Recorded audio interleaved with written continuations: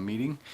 I guess we have some agenda changes. We have an agenda change. I'm just recommending that we take the decision deliberation and have that after minutes.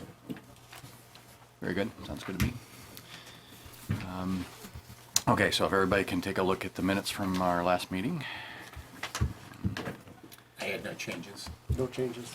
Move to approve. Second. Nice and quick. All those in favor? Aye. Aye. I'll abstain, I was not here. Okay, so the next item then is the deliberation on the application from Donovan, I believe. Yep, couple of minor, actually edits that Ron happened to pick up that forgot to make a few changes from a prior decision that I happened to steal this one from and edit.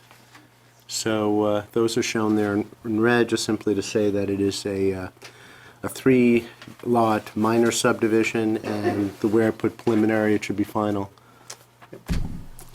Other than that, I just want to mention that Dennis has approved it as it is, as well as put in his vote, and Brian approved it with these few changes. Move to approve as amended. Did you, I thought you had... Same thing. Oh, same thing, Same okay. thing, yeah, they got it, yeah. And so this is, I guess I meant this is It's a 3-lot final? minor, not a 6-lot. This is a sketch. Major. This is a sketch approval. Yeah. And because it's a Oh, a 3 final plat shall be, okay, Yeah, yeah, got it. because Right. it's a 3-lot, it's now a 2-step. Yeah. Okay. I'll second the motion. Any discussion? All those in favor? Aye. Aye. Aye. All right, move it right along. All right. So our big item for today is the BlackRock development. All right, I'm going to turn mine off here, and So if we can have the applicant go through their presentation. I'm sure there's lots of moving parts. We are already anticipating needing to continue it, what was it, to March 17th, I think was the right. date. So we'll officially announce that at the end of the meeting, I guess. But we can plan on having plenty of time to discuss all the details. I'll just mention, as far as the March 17th meeting, there will also be a conditional use for work in a stream setback For this For this development, right? application? Yeah. for this application. Okay. But that's one that has to be warned, and we didn't have time to warn that, so that particular hearing will be opened on that particular date. So can I just ask the applicant, Ben, are you anticipating any further submissions, or is your packet complete from your perspective, and there's nothing that's hanging out there, for example, for the March 17th meeting, from your perspective, as something that you may have the burden of undertaking? No, this is a complete packet. The only addition that we would anticipate, probably at final, is we may choose to bring forth a site plan application for the senior care component of this simultaneous with the final. But it would be premature to do that right now. Okay, and we may have issues about traffic and so forth, but from your perspective, your submission's complete? Yes. Okay. Just quickly, if I might, before we go any further, I do want to disclose that I was actually employed by the engineering firm that did design work on this project for just over a year. I haven't been for probably 3.5 years or so, but I just want to be transparent about that before we go. So under our regulations, you make the disclosure, you have the obligation in the first instance of deciding whether to recuse yourself or not. You've chosen not to. Correct. We, as a board, can overrule that decision. Correct. But I certainly have no reason to do so. No, you have no problem being able to be unbiased and so, okay, fine by me. Great. Okay. Are we ready? Sure. So I'm just going to give an overview of the Actually, project. you might want to just say for your mic, so just say your name. Yep. So here tonight is BlackRock. Ben Avery, BlackRock Construction. I'm Mike Busher with TJ Boyle Associates, Dave Marshall from Civil Engineering Associates. and we are here to present the project to you.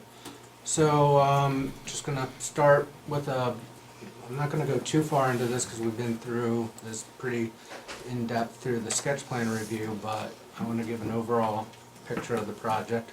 This is the existing conditions plan. So Shelburne Falls Road, 116. This is Riggs Road right here. The project parcel incorporates all of this land with an out parcel in the middle, which is where the existing white farmhouse is. BlackRock is under contract for this portion of the land, not the area up at the corner with 116 and Shelburne Falls Road, and the Bissonnet Rec Fields is now an out parcel interior within this project. So there is an approved sketch plan, an approved master plan for this project. This is the plan that is basically approved. There's This is approved by the environmental court, not by us, just to be clear, right? well, Correct. I don't, yeah. So there's some very minor changes. So this is the whole project, which we're not asking for approval tonight. What we're asking for approval is phase one, and this represents phase one. Can you go back to the two? Okay. So phase one builds out the lower southeast corner of the project minus one of the interior lots, most of the western portion of the project, and a portion of the northeast portion of the project. Things that, so the overall master plan is pretty much on par with what we were approved last time. The changes that have occurred are in response to certain things like water and the official plan, or the official map. So in particular, there were single-family residences down on the southern end of the project. Those have been removed to create a well protection zone. There is an agreement with the town of Hinesburg. There was a well drilled that will be ultimately connected into the water system. We removed and reconfigured slightly the central green. We removed a single family lot on the far west end of that to extend that central green towards the west. That was a request from the planning department and complies more with proposed changes to the official plan. There were some comments to create more green space around these units, so in doing that, we switched out a stick of townhouses to this area, and we adjusted our multifamily numbers in our buildings to adjust for some of the loss of single-family homes. And then I'm just going to show you another plan. One of the things that we are doing with this project, and this is goes for overall changes that are going in the official plan, and one of the language parts is incorporating bicycle facilities in the village district. So this is not just this project, it also plays in with a proposal south of this project for Hinesburg Center 2. We have an existing rec path that goes down Farmall Drive right across the street from where the Parkside Cafe is. There's an existing bike path or shared use recreational path that goes along CVU Road. So to accommodate bicycle facilities, the proposal would be this bike path would ultimately continue to the west, that would connect to trail easements that have been requested by the recreational department, that would form a network of trails that continue all the way up along the Plat and eventually back out to 116 and Ballard's Corners. There would be a 10-foot wide shared youth rec path that then would continue north on the proposed official western connector. It would connect in with bike paths that would continue along this road that ultimately connects up with Riggs Road and comes all the way over to the Bissonnet Recreational Department. That bike path would continue north along Haystack Crossing Road all the way up to Ballard's Corners, where ultimately we think there could be a connection to the existing shared use recreation path that that goes along Seaview and ultimately connects with the library. These are bike paths on the roadways where These are bike paths behind the curb. behind the curb. All right. And they're like a 10-foot? 10 foot paved path. These types of roads really aren't suitable for bike lanes. The volume of traffic just really isn't there, and it makes to accommodate on-street bike lanes and on-street parking, it creates a really wide swath of pavement. So you have 10-foot bike lanes, you have 5-foot bike path, you have a 2-foot buffer strip, you have 8-foot park. So it makes like a 50-some foot wide swath of pavement. It's extremely large. The other benefit of a shared use bike path is you're not going to send your 4 or 5 or 7-year-old out on a shared bike lane on the road. Right. But on a bike path, it's protected. You have a buffer between the cars with the on-street parking or the green strip. So there's a lot of advantages to it. So On the southern part where the Hinesburg Center 2, I mean, has this been a discussion with the Hinesburg Center 2 folks as well? Because yeah, they're looking at their previous, I don't remember seeing a 10-foot bike path proposed Nope, in there any of wasn't their. previous, but Okay. they're working. Hinesburg Center 2 is currently working on the preliminary plat application, and that pathway is incorporated. Is there? into it. Okay, thank you. So overall, what is the overall goals of Haystack Crossing?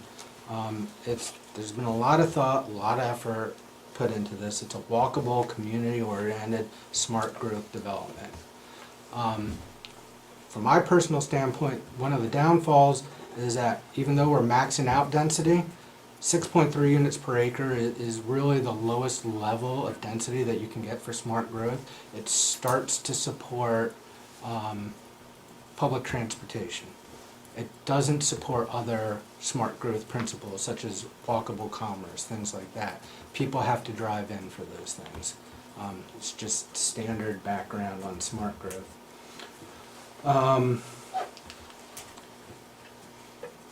It's mixed use. I guess I missed your point on that last thought, You need higher densities to support walkable commerce.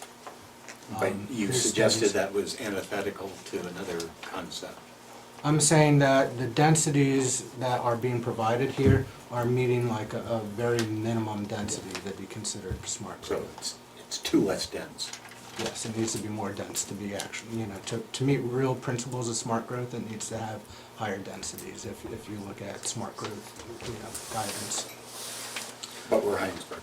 But we're Hinesburg, and we know that we have a larger community, so.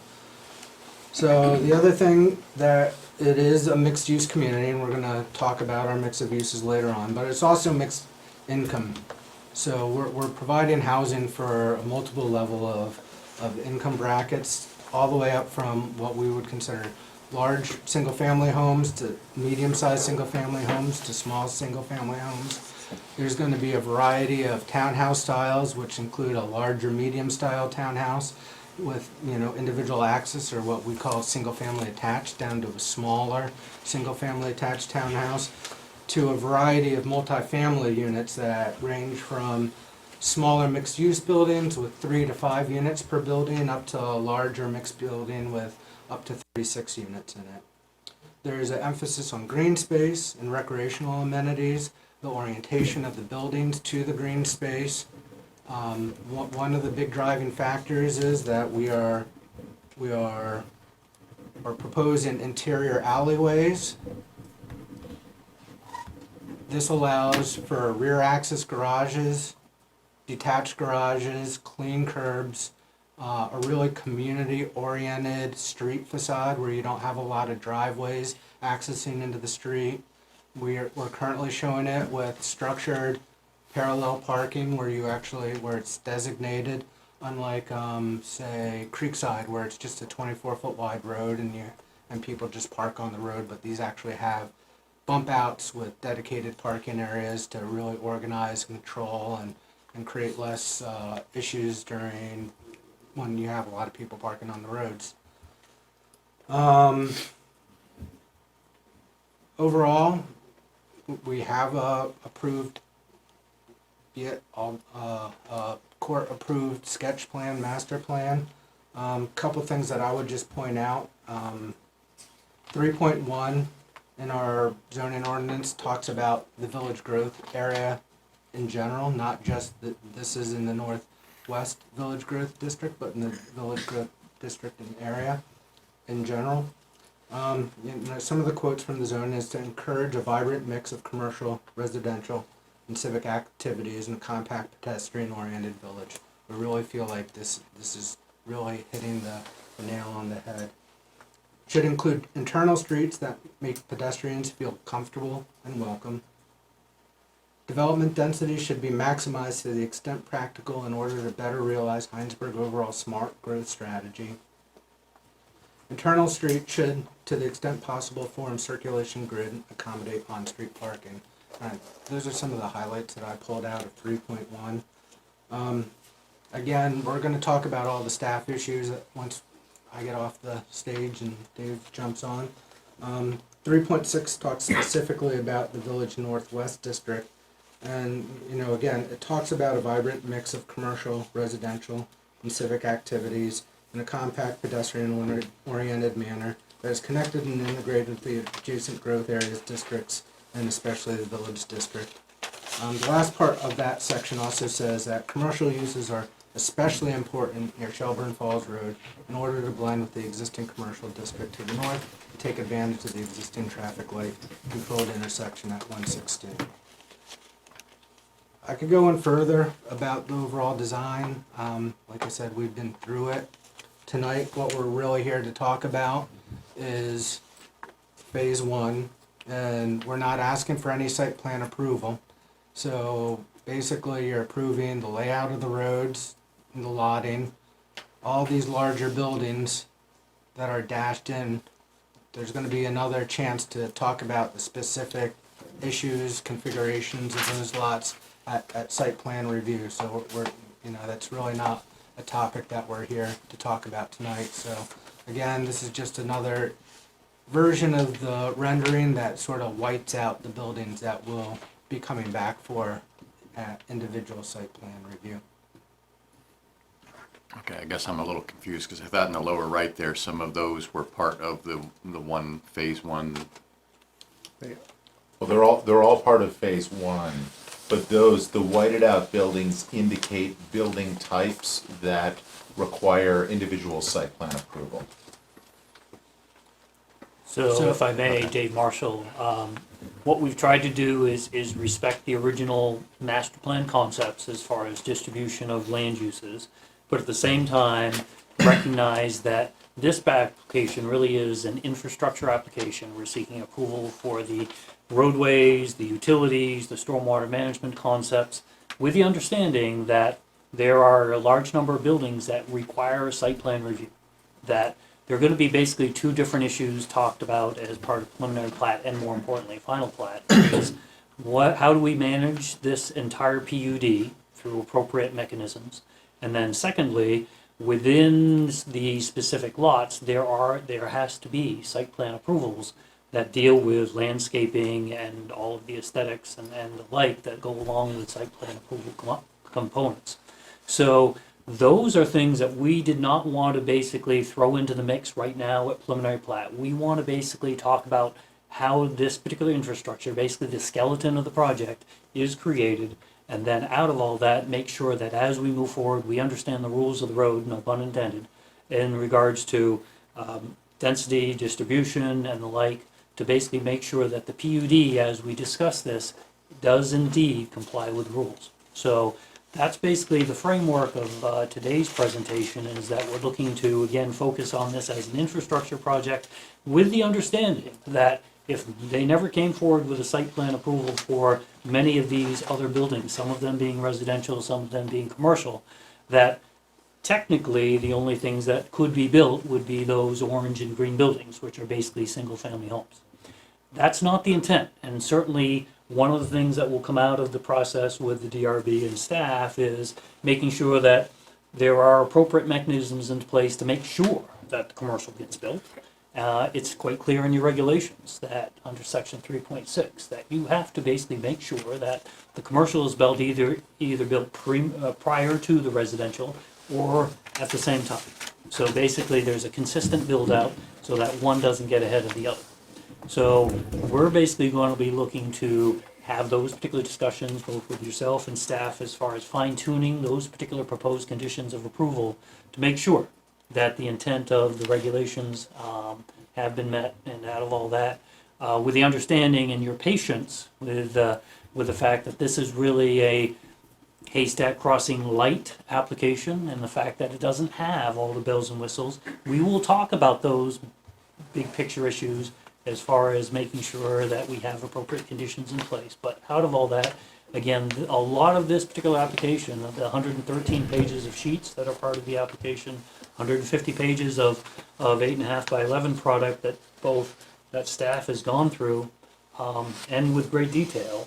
Our job is basically, and staff has done a good job of basically boiling it down to a certain handful of remaining issues that need to be discussed to basically make sure we're all on the same wavelength as far as how the project's going to move forward.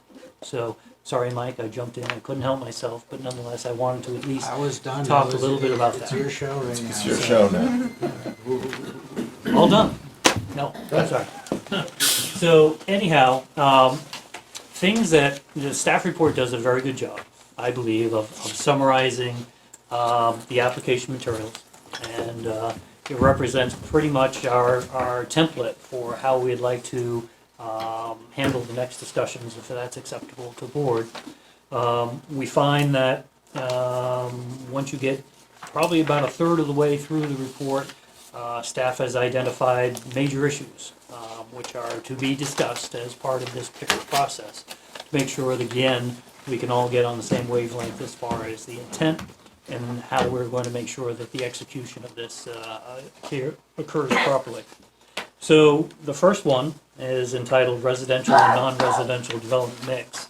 And what we've done in this particular case is respect the original intent and concepts that are in the sketch plan and master plan approval, and carried that forward with these particular colored buildings. And the legend is up on the top left-hand side as far as the different types of commercial buildings that are located within the proposed project area. And we basically have carried forward that original concept. And things that I think are more important to the discussion, I mentioned this briefly as far as section 3.6, is making sure that there's an adequate tool in place to make sure that the residential projects do not get out in front of the commercial. It's required by the rules that commercial be either built first or be built coincident with the residential. And things that we've been thinking about crafting with staff and then bringing back to the board is a condition that basically talks about the fact that you need to build X number of square feet of commercial before you can have one unit of residential. And what that does is, through the zoning and building permit process, is allows staff to keep track. Every time a commercial building comes in, you basically are going to be allocated a certain amount of square footage, and depending on the formula that's finally agreed upon, it will enable for a certain number of residential units to be built. But you're proposing that we kick that can down to final, rather than kind of. Or maybe the approval's further than that, it sounds like, right? Site plan review?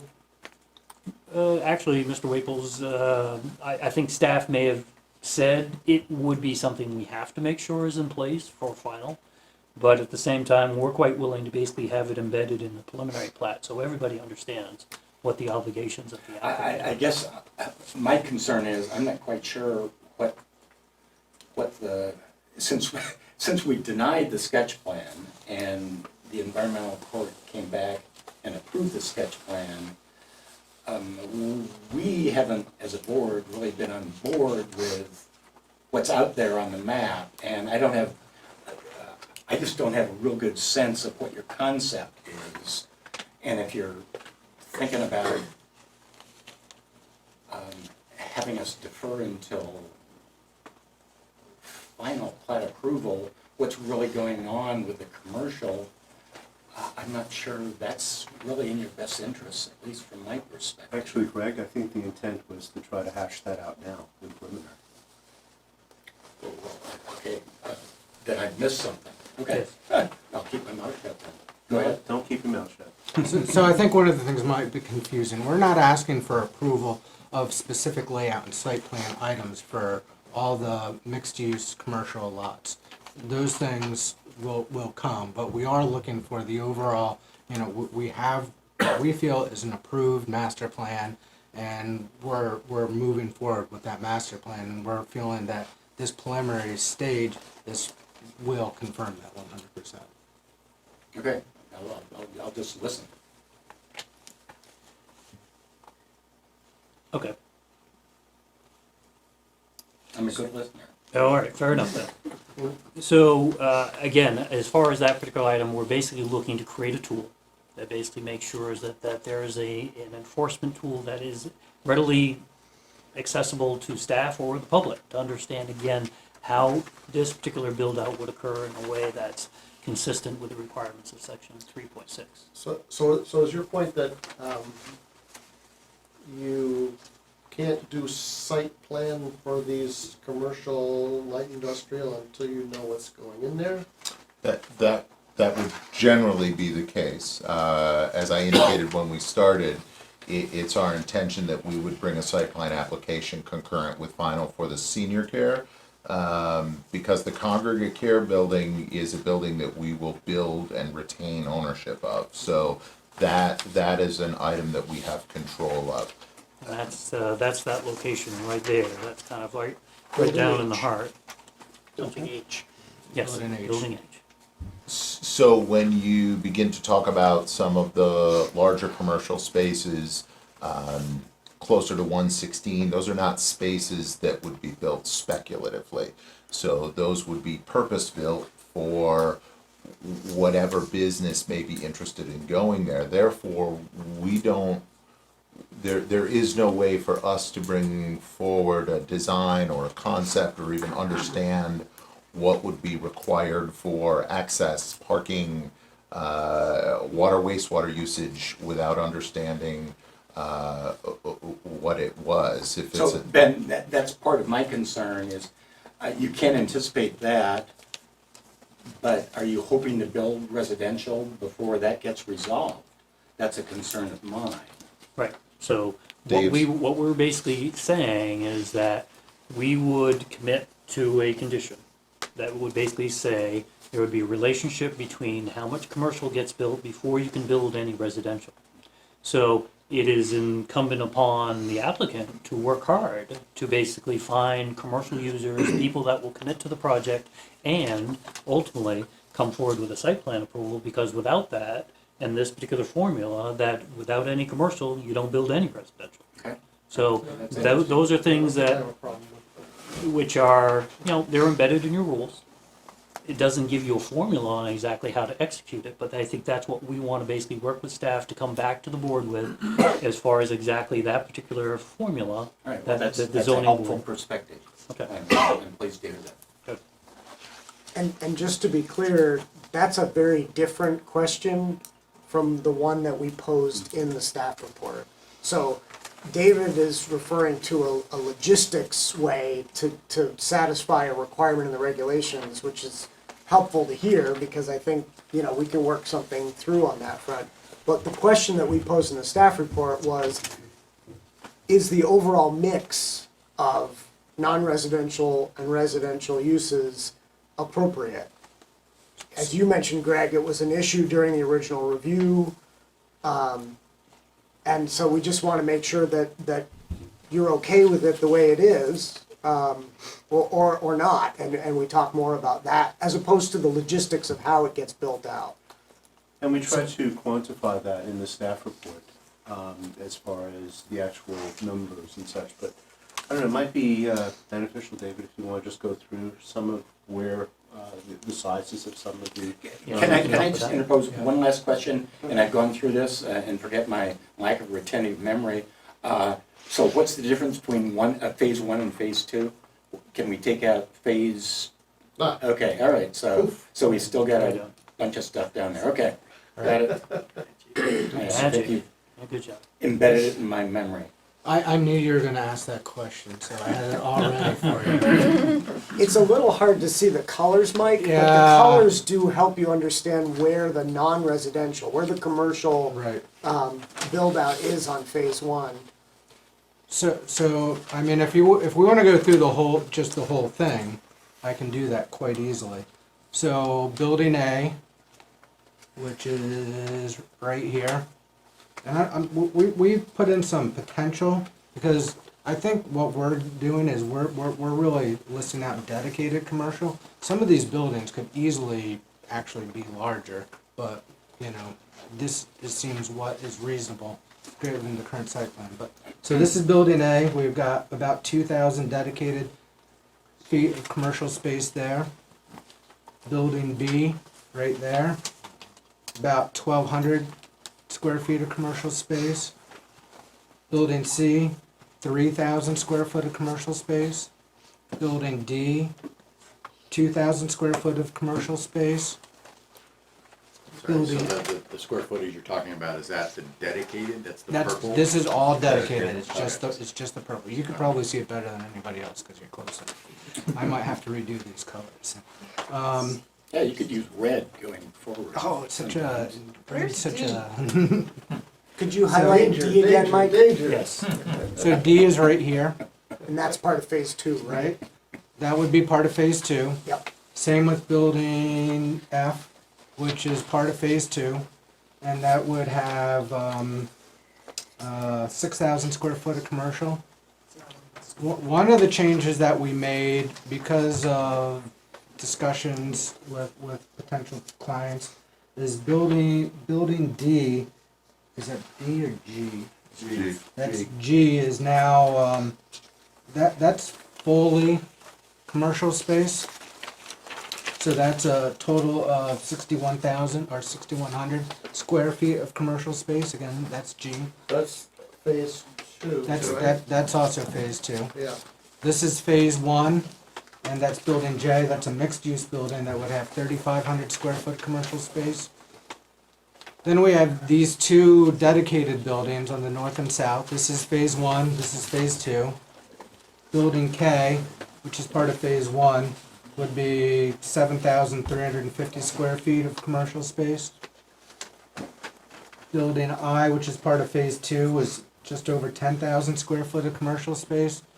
And then we have the congregate housing, which, you know, we've always been listing it as 10,000 square foot of senior support space, but the reality is that is 100% commercial use based on the Hinesburg regulations, and as is with other towns consider commercial use. The reality is that people are paying not for services in that building, and those services come with a lot of support, whether it's in-care home. You can talk better about all the different services. Well, we use, so in our independent living communities, we employ a model that is a third-party coordination of assistance. So we build a model. This community would have a commercial kitchen and dining on site. We contract with PT, OT providers to come in and perform services on site. We have ongoing community-based activities, wellness programs, educational programs, things like that. It's a full-time staffing model in the facility. It's congregate housing. Actually, we earlier today sat through and it checks every point in the town's definition of congregate housing as a component of what we provide. So I get that there's a lot of services there and they're paying for these services, but to me, commercial is something, somebody comes off the street, comes into your business to buy something. That's clearly not gonna be the case with. Well, it's interesting because we see this in other communities. So I'm developing senior in Essex, Burlington, working on something in South Burlington. I've done it in New Hampshire, in New York, and here. And everybody's definition is a little different. and really what we view to be today's sort of modern concept of senior care, of this independent assisted and memory care models, a lot of zoning regulations and even state regulations haven't caught up with that. So for instance, when we built a memory care facility a couple of years ago, the state didn't actually have a licensing silo for that. So it is an evolving, emerging thing. Many towns consider it a commercial use because, to use an example, you may have a community where the going rate for a two-bedroom apartment is $1,500. But for instance, at our facility in Essex, a two-bedroom apartment is $3,900. Now, you're not paying $3,900 because of the counters. You're paying $3,900 because there's a package of services and food and amenities that are all provided. And believe me, when they come to assess them, they assess them as commercial enterprises. That's part of our burden. I'm not here. arguing that it's not a business. They're purchasing a service as opposed It is a to a business. hard. It's clearly a business, but it's not necessarily a business for the community. I mean, it's not a hardware store, it's not, Yeah, but we're talking about, I mean, the way that the staff notes are, is they're talking about jobs. And this is definitely creating jobs. Well, let's be clear, what we're trying to emphasize in the staff report, which flows from the original sketch plan review, is not that there's not enough of any kind of commercial, but rather that there may not be enough of light industrial, light manufacturing types of non-residential uses that would require a bit more elbow room and might not be appropriate snugged up to either a senior housing facility or a residential, townhouse or a single-family home. Basically, buildings I and K represent that particular type of use, and the concern at the original sketch plan review, I wish Dennis were here because he was vocal about it, was that that it might be a better mix if there was another one of those, another lot that was dedicated to that sort of use, not unlike what we see in Commerce Park with the Dark Star lighting facility, or what we see with Green Mountain Solar in the Aubuchon Plaza, where there's a need for a little bit of exterior storage. But I would ask the question, that is a community that is fronting on 116, which is effectively Hinesburg's Main Street, and is designed as a walkable community for seniors and families, and is buttressed to the west by a substantial recreation community, is dropping a metal Butler building in the middle of that, really the highest and best use of land. And that's furthered by we have sketch plan approval for how many 100,000 square feet directly across the street with the NRG project? So there's almost 300,000 square feet of sketch plan approved light industrial / commercial office across the street. So I think that I would actually submit that this is a well-placed blend of that. You've got commerce on the other side of 116. You've got some commerce components on 116, but really blending back in the use type to what is, one of Hinesburg's best community features. I think there's value in having a community that lays itself out in a manner that's aesthetically pleasing, and that it's functional from a community usability standpoint. Yeah, so the board's clear. I don't think Mitch and I have a very strong feeling that this project isn't meeting the intent of the district. It's more a recognition of your conversation from Sketch that was not closed out through the court process because the court didn't rule on this issue. It was determined that issue would be sort of resolved. Actually, it was- The intent of what's in the staff report and what we're trying to have is kind of a discussion by the board because this is kind of one of these gray areas. There isn't a direct formula for it. There isn't a direct, it's something that, looking at this project, looking at its associations, looking at what's actually, what's proposed and this general layout and how it's going to function, does the board believe that this, in its first stage, and actually, if you can just put up the first phase, because this is what we're really talking about here, is on the first phase. Does this have the right type of mix? And keep in mind, single-family homes do take up more space than non-residential uses, but is this a good mix? And it's not something that we can, as staff, be able to say, here's the formula. It's kind of a feel, and that's why, as I like to oftentimes say, if it's something that's measurable, you have a zoning administrator make a determination. If do you it happens guys- to be something that is qualitative, that's where it goes to a So board. we may be able to help with that. So, as part of phase one, we're planning to build out 58% of the residential units.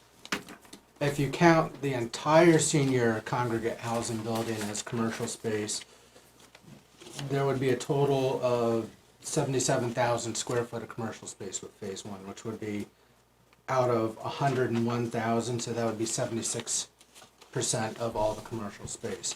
If we lower it, so we were originally proposing that, you're at least getting 10,000 square feet of service space. I think it's actually gonna be more. It's around 58% and 53%. I could provide you those numbers. So what do you mean you're proposing to do a 58% build out? So it means that if you look at the percentage of the whole master plan, phase one includes 53% of the housing units proposed. 58. Or 58, and it also includes 53% of the commercial proposed. So I had two questions following up on that, because that's what I thought I heard. Is your anticipation of doing the build out of phase one complete before you go to phase two? Yes. And what would be a estimated timeline for the build out of phase one? I have no idea. That's driven by the market? It's driven by the market. So phase one kind of stays there until the market absorbs the build out capability? Correct. And then only then you'd move on to phase two. That's what you're envisioning. Correct. So answer this for me, Ben. From, say, all the approvals are done, so we might be, say everything gets approved and you're in the ground next year. What do you think, if all the stars aligned and you just could build this out as fast as you could, what's the fastest you think it could build out? It's very hard to say. I can tell you that we would move ahead very quickly on the first building would be the senior care. We feel there's a need for that. It's a business that we're in right now. We're going to retain it. That's very easy for us to move forward with that first. And we feel there's, the Chittenden County as a whole, there's a major housing shortage, and a healthy proportion of these homes are in sort of that size that's going to lend themselves to a sweet spot in pricing, which would make them very popular. I can't venture a guess as to what the rate of sales would be. I know what rates of sales are in Williston. Even if they were 50% of that, that would still be 10 plus housing units a year. So I don't want to get ahead of Prime Minister's question. Maybe you could speak as part of your presentation about the capability of Vermont's infrastructure, schools and so forth, to absorb this kind of development. We actually, at staff's request, when we went through sketch plan, asked for a report from the Chittenden, what then was the Chittenden South Supervisory Union, and the long and short of schools is please bring the students. Is that now, or was I know we talked about this 5 years ago, I think. I mean, Has that been updated? And traffic too, I'd like you to talk about. Traffic is a whole subject. Well, do we want the applicant to talk about that now, or? Well, Staff report seemed to suggest that we want to get an independent analysis, but we can talk about it first. You might want to start with just kind of come to a conclusion or some type of discussion with the residential mix. If I can just add a few more things. As Ben mentioned, there is a sketch plan approval right over here for 300,000 square foot of commercial industrial. I mean, we're talking about this little area, but the zoning ordinance for this district clearly emphasizes commercial up here, which is what's happening, and that's already started. We have the Vermont University of Vermont Healthcare Center. If anybody's read anything about housing right now, housing is the shortage. If you've read anything about commercial, we have a plethora of vacant commercial spaces all over the place in Chittenden County. There's not a demand for commercial space. So what the It's intent about a is. 25% vacancy rate right now in Chittenden on commercial. So what we were envisioning here was more cottage commercial with some strategically placed larger spots for people to come in, but really service oriented commercial spaces that are really going to serve the community. And even over on Hinesburg Center too, that last building that was built, it's taken over 3 years to rent up, a couple thousand square foot of commercial space in that building.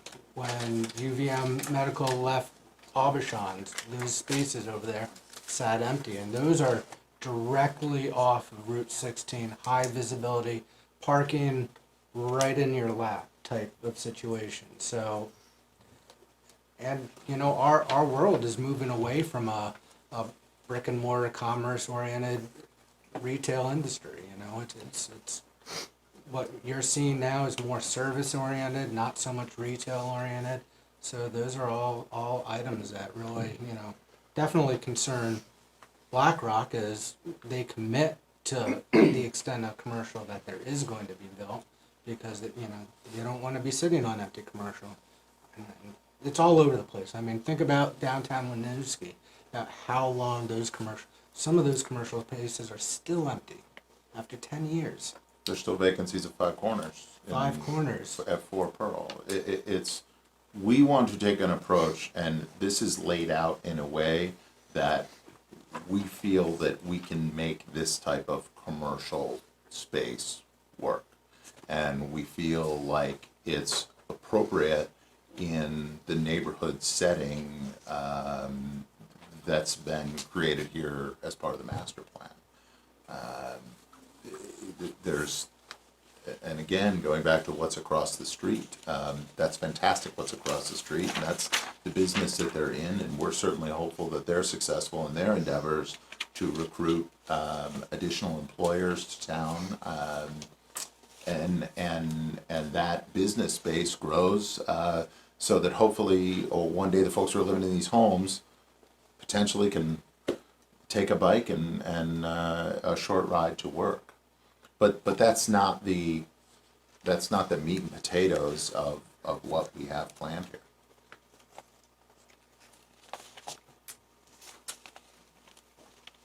I guess it's something the board's gonna have to consider. I mean, one of the things, when we originally were talking about this, is the idea of mixing anything that's remotely industrial in amongst your residential never made a lot of sense to me, just noise and whatever reason. So, I mean, I kind of, where you have them kind of spaced now, I mean, the question is it enough? I don't know. But kind of where you're proposing them to me makes sense. They're, off away from the residential, in my mind. Whether or not it makes sense to put more interior with the rest of the residential. I mean, commercial's different than industrial in my mind. So I guess the board has to just decide whether we think it's enough.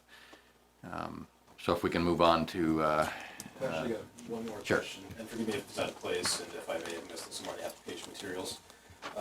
But with the approach where I guess you'd be constructing a certain number of square footage of commercial space to therefore construct residential space, and it's kind of a contiguous build out, how would you propose constructing the infrastructure that's going to serve the community? So In right terms now, of phasing, sorry. certainly as far as at least, Do you want me to go to a different plan? no, this is fine. We'll keep everybody on one sheet right now. So right now, off of Shelburne Falls Road, this is proposed to be phase one primary access. And out of all that, then we would basically be distributing off of this particular area. Right now, as far as stormwater management, there's a large stormwater facility, and generally everything slopes from the northeast to the southwest. So we're looking to basically put the appropriate amount of infrastructure in place to convey those drops of water to ultimately the points of peak flow and water quality treatment. So this would be the first component, and then the next aspects in regards to build out would be this particular area that would support the commercial use, and then here's the residential component here. So we've got to basically put the infrastructure in place that supports the commercial, because without that, based on the formula that we're talking about, you can't do any residential. So we basically need to put the infrastructure in place first to support that, those commercial aspects, and then we'd infill later on. So that would be the logical progression. Nothing says you couldn't do it all in the first year.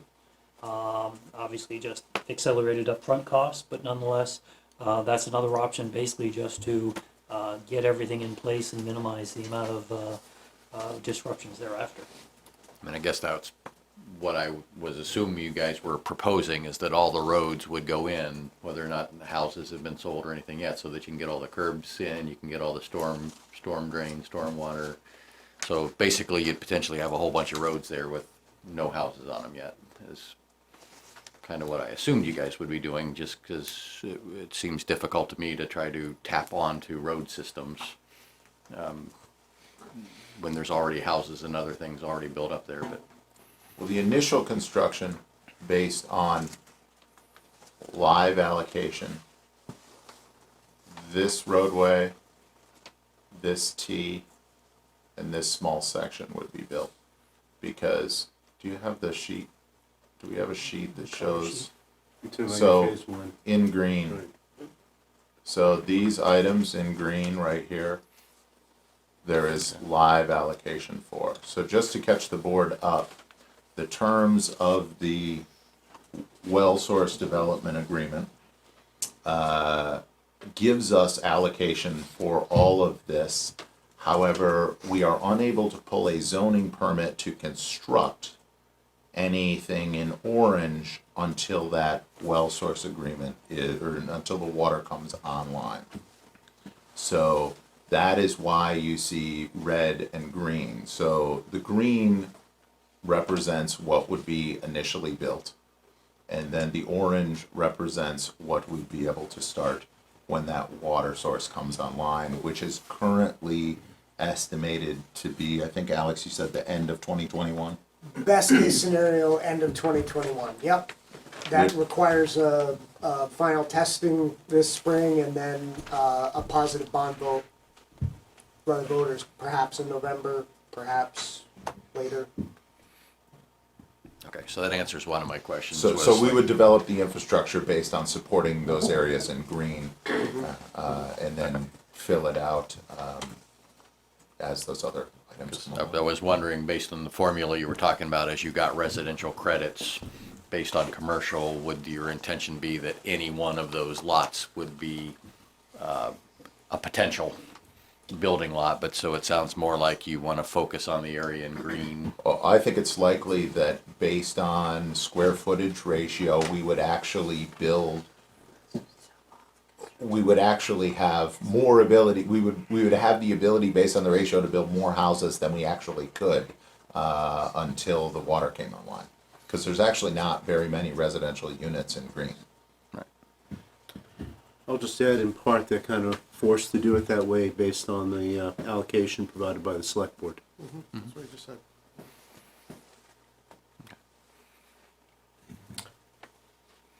All right, so I guess I was under orders to have them, talk for 30 minutes, but You're- We're well past that. You're blending your board questions and applicant presentation, Yeah, yeah. so it's Yeah, really I up to am. you, Dick, as to when you wanna go. Just be mindful of the clock so that the rest of the audience has a chance to chime in before we get to the end. Yep. Well, I had one question. I actually had two significant questions, but you've completely answered my concern about phasing and order of commercial and residential. But going back to your application a number of years ago, I, for one, had trouble with the regulations as they existed then involving a access and egress on 116. And I was going back through our regulations today, and they don't seem to be the same as they were back then. Am I wrong about that? Has the access requirements or guidance on the northwest with respect to 116, has that changed in the last 5 or 6 years? Dave, do you want The regulations haven't changed. The idea that there would be a central access point opposite Riggs Road is still on the official map and is still the general idea. And these guys have worked really hard to actually make that happen, with agreements with the abutting landowner. So the regs haven't changed, but their plan has solidified around actually creating that access point. and feedback from V-Trans, and there have been a number of meetings actually with all stakeholders, with both the town, with all of the landowners, and with, it seems half the staff of V-Trans was at that meeting. And with your write-in, write-out proposal, you're not gonna have a traffic light there that will, again, slow traffic. The intent is basically to provide an appropriate level of service for the traffic demand from the project. And as things get built out and as we see traffic levels on Route 116 change, we may see further agreements in regards to a modification of that particular intersection. But for right now, in regards to this particular phase, the right-in, right-out concept is the one that seems to best fit both the needs of the project as well as minimizing impacts on the flow on Route 116. So things that we had talked about in the past was a interconnect in this particular location. That's not part of this particular application. So again, we're focusing what the needs of this particular project are is the right in, right out at the Riggs Road, which, as Alex indicated, is consistent with the official map of both the old and the new, as well as the interconnect with Sheldon Falls Road to the north, which is part of the official map as far as the north-south connect or parallel road system. And forgive me, your right-in, right-out, based on my understanding of lot lines right now, would encroach on an existing parcel. I assume you have at least agreements in concept with someone to deal with that. It's on the Dropbox, and part of it. I missed that. Yes, that's in place, and that's one of the things that staff has indicated is going to be a cleanup item as far as the boundary line adjustment to basically facilitate the roadway as proposed. And that's something that can be done in final, and actually more appropriate to be done in final. Would that be part of phase one? Yes. Yes. One other thing to point out, UVM's purchased the rest of the property up to the corner with 116, Right at the corner? and they've eliminated that road up here, so we don't have that crossing anymore. So it's just the one stream crossing. Isn't there a lot of wetland there? Yes. Yes, but that's a really good point, Mike. I hadn't thought to illuminate the board members who were here for sketch. There was a whole different sort of access plan to the north Yeah. that disappeared when you guys approved the revision to those northerly lots. So there is a single point of access coming from Shelburne Falls Road as shown on the plans now. So we're not gonna get that Applebee's on the corner? Not unless UVM Medical decides they need it to, make their medical customers happy. Yeah, cheeseburgers, Yeah. drum up business. Business. Okay, so let's, we've gotten through number one of the major issues. So let's, if we can. That's probably by far the most complicated. Yeah, so there's 16 issues to cover, so let's move on to two, So which item was the two. fire. Yep. Yeah, very good. Item 2 is entitled 3-Story Buildings and Fire Protection. what staff has identified with the assistance of Chief Barber is what the limitations of the town's fire department are today. That any tall buildings will create new challenges as far as their ability to respond to emergencies and basically work people off of the top floor.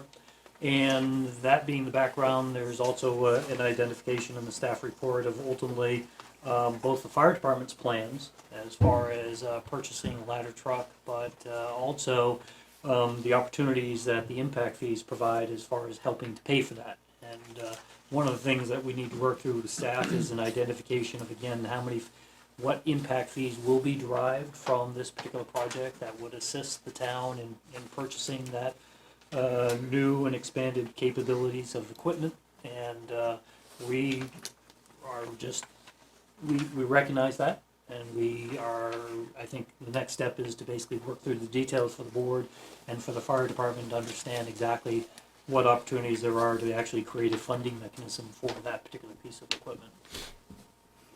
Okay, so it looks like buildings H and K are the only buildings shown here that would be the 3-story that would have that height issue?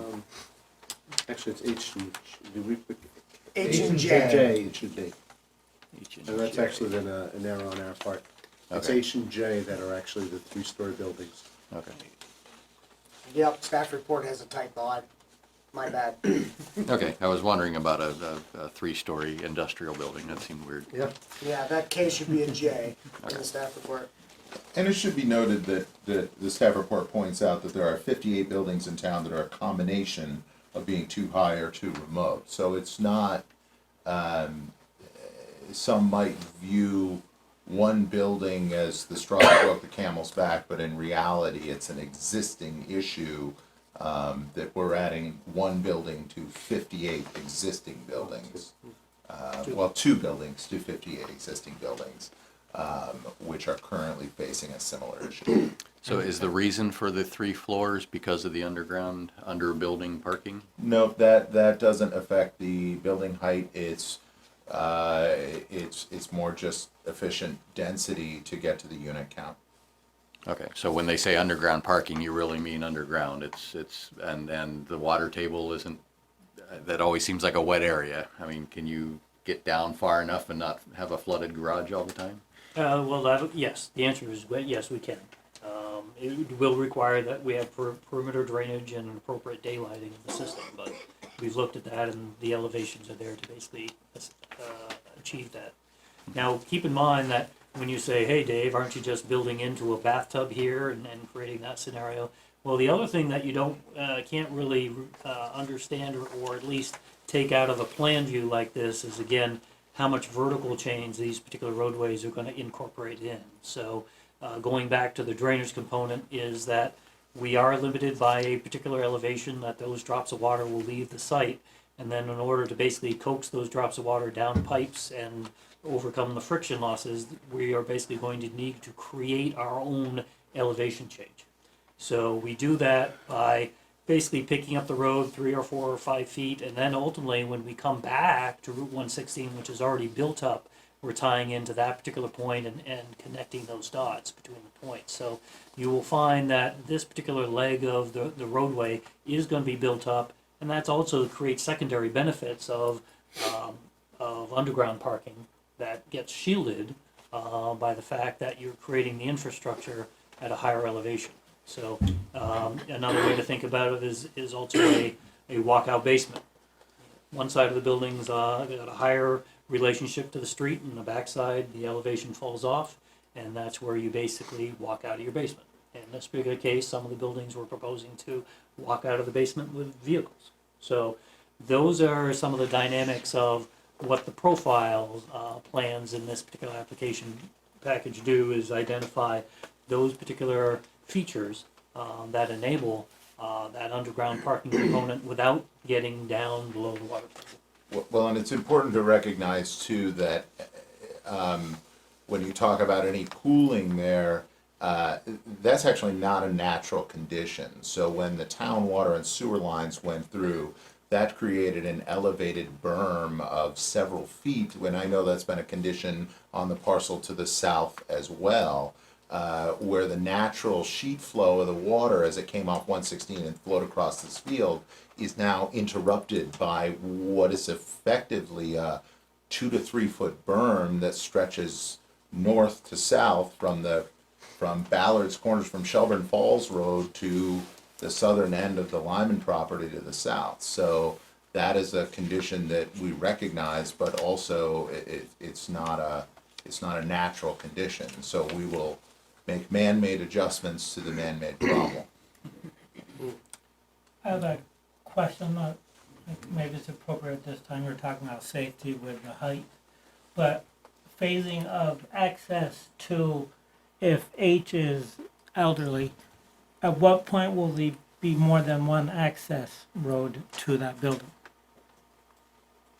I mean, what, So right now, this is designed to basically have full access on two sides. This is the old rights of way. This is where the utilities go today, and an opportunity to provide a stabilized access if that's what what we find from a life safety standpoint is appropriate for that particular. but I mean, land use. you can come in from the Falls Road, is there another way in, at what point? Right there, Right through. 116, that's gonna be completed. Yeah, well, you got to be careful where you're coming from. Right, So well, that's that's what a I right mean. in, right out. Yeah, I Yes, just That wanna, is correct. what about coming down the south, how soon would that be connected to Creekside? So jumping to, Right, if you're Yeah. coming from Kaylee's Way, can you get across Segue. that? Number Yeah. 4, you So segue what's the right into connection? right into number 4. So Kaylee's Way actually goes into a existing stormwater facility, so that won't be extended north. But this is the planned alignment. That's Kaylee's now. Way right there. No, Kaylee's Way is actually. Okay, over all there. right. So, So this will connect into a future phase of. Hinesburg Center too. Yes, HC2, thank you. and we have had discussions with the developer of Hinesburg Center 2, and we will be prepared during this preliminary plat process to propose an agreement where upon an agreed upon trigger date that we would share a pro rata amount of the cost of crossing the creek.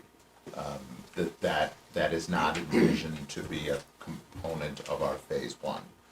There's no place for it to go until he builds his side. The infrastructure doesn't exist on the other side.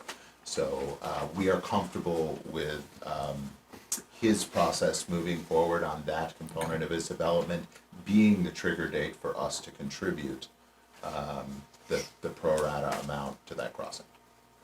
So we can spell all of that out in an MOU. Yeah, so I think maybe to John's question was, it wasn't clear to me when you were talking about what comes in first, that intersection was one of the first things.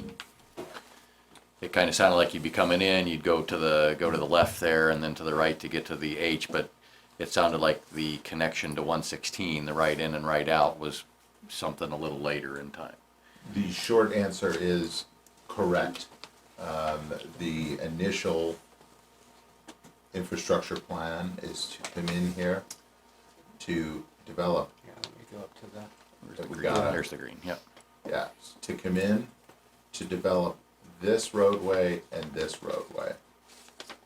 We also anticipate having a discussion with emergency services where we would, in lieu of putting a turnaround here or some sort of hammerhead, we would have discussion with emergency services about connecting to the existing access road for the rec fields and entering into an agreement where we would maintain that until we move further on further infrastructure, therefore creating a loop. So as opposed to a dead end here, you would have an emergency services gate and then a maintained roadway back out. So But you still have one access to this development. that is correct. And I think John's Right, concerned yeah, about I'm having multiple, kinda in concerned. case that one access gets blocked, what's another way into this development? And obviously, the 116 would be a I potential mean, if it was an approach. emergency, you would come in No, that way. Which way? You come off 116 if it was an I didn't emergency. realize they weren't gonna build that in phase 1A. They're not, they're I not thought gonna they fill were. that in I phase thought I one. asked that question tonight. It's orange, so that, the 116 access is part of phase 1B. which is contingent on water. So, could never happen. Seems like it has to be part of 1A if you're gonna put I somebody. mean, at least the road, I can understand the buildings in that, Yeah. not being Yeah. there, but Yeah. it seems like that road probably ought to be part of 1A. Seems like. Duly noted. Okay. Okay, so we can jump back to number 3, the green belt width and storm snow storage. Reading through this, I noticed there were some comments about, space available and like the current Hinesburg Center 2.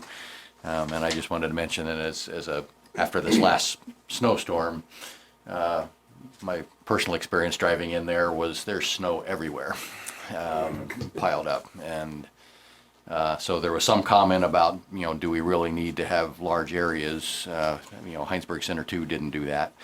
But looking at Hinesburg Center 2 after a big snowstorm, everything's sidewalks are covered over, and if there was a sidewalk there, you wouldn't know it. So Wasn't even that big a storm. wasn't that big of a storm. So in my mind, just speaking as one member of the board, that it seems like snow storage can't be underestimated. Are you talking about Creekside, because you said Hinesburg Center too? Well, I was talking about the parking lot around Kinney's and Okay. trying to get into Hinesburg those. Center one, yep. Hinesburg Center, yes. Yeah, right. So anyhow, if you want to talk about that. So, part of the criteria for the for the village growth area is they should include internal streets that make pedestrians feel comfortable and welcome. There is also a mandate to accommodate on-street parking. We actually met right before this meeting over at the Parkside Cafe. Always wanted to call it the Bristol Cafe. And I parked on Farmall Drive. If there was a 10-foot green strip full of snow in between me and the sidewalk, I would not have been parking there. It's just not a reality. You go to any type of mixed-use downtown area, and there are not strips in between the parking and the sidewalks. Does that equate to an increased maintenance requirement? Yes, 100%. I'm not denying that. But at the same time, there is a density of residential units where you're not plowing a quarter acre of road 2 different directions. You might be taking care of 30 linear feet of street for a single residential unit. So is there increased maintenance? Yes. But by incorporating 10-foot green strips, I think is really disastrous when it comes to creating what the zoning ordinance is talking about creating here, a walkable village center. Well, and I think it adds to a safety issue when you talk about, when you park on Farmall Drive, as I did 2 weeks ago. I get out of my vehicle and I walk down the middle of the street in the winter until I can get to a point where I can, cross, it wasn't Farmall, anyway. I think you understand what I'm saying. When you have 10 feet of, 2 feet of snow, you're encouraging people to park in that space and then to actually walk in the traveled way to get to a point where they can get to a sidewalk. So, like, successful mixed-use communities don't have it. They don't have those big green strips. The other thing I'll say is we are providing more structured on-street parking around this community, and there's 2 reasons for that. Number one, we're designing areas that are really community-oriented. So we have units that face this central green with rear access garages. So they're units that really face onto a green space. It's a really great benefit for everybody around, not just the residents that face onto it, but being able to incorporate those internal greens areas. But guests are going to need a place to park. So instead of having people park on a 24-foot road with no designated parking, areas over here do have on-street parking. So we have 10-foot drive lane, 10-foot drive lane, 8-foot parking. So unlike Creekside where, somebody's parked on the street, if somebody's driving on that road, you wait for the person to go by and then you go around the car the other direction. So, and it works fine. The problem is when you have two teenagers that don't understand if one person parks on one side of the street, one person parks adjacent on the other street side, nobody's actually getting through, which does happen all the time. So by creating that, we're really organizing and creating a safer network of roads. The other reason is there's a very large recreation facility back here. I don't think it's going to happen a lot of times, but I can 100% foresee events that happen where that parking facility for the Bissonnet rec fields is not going to accommodate the type of cars that are going to come to it. And that we're going to want better organized parking on the streets in this neighborhood. So it's very clear where people are allowed to park and not allowed to park. That's another reason for the thought. And there's a lot of interconnection to get to those fields through this neighborhood. So people will be using these on-street parking spots when parking is not available over at Bissonnet Fields. So I understand the concerns with not just piling the snow beside the street.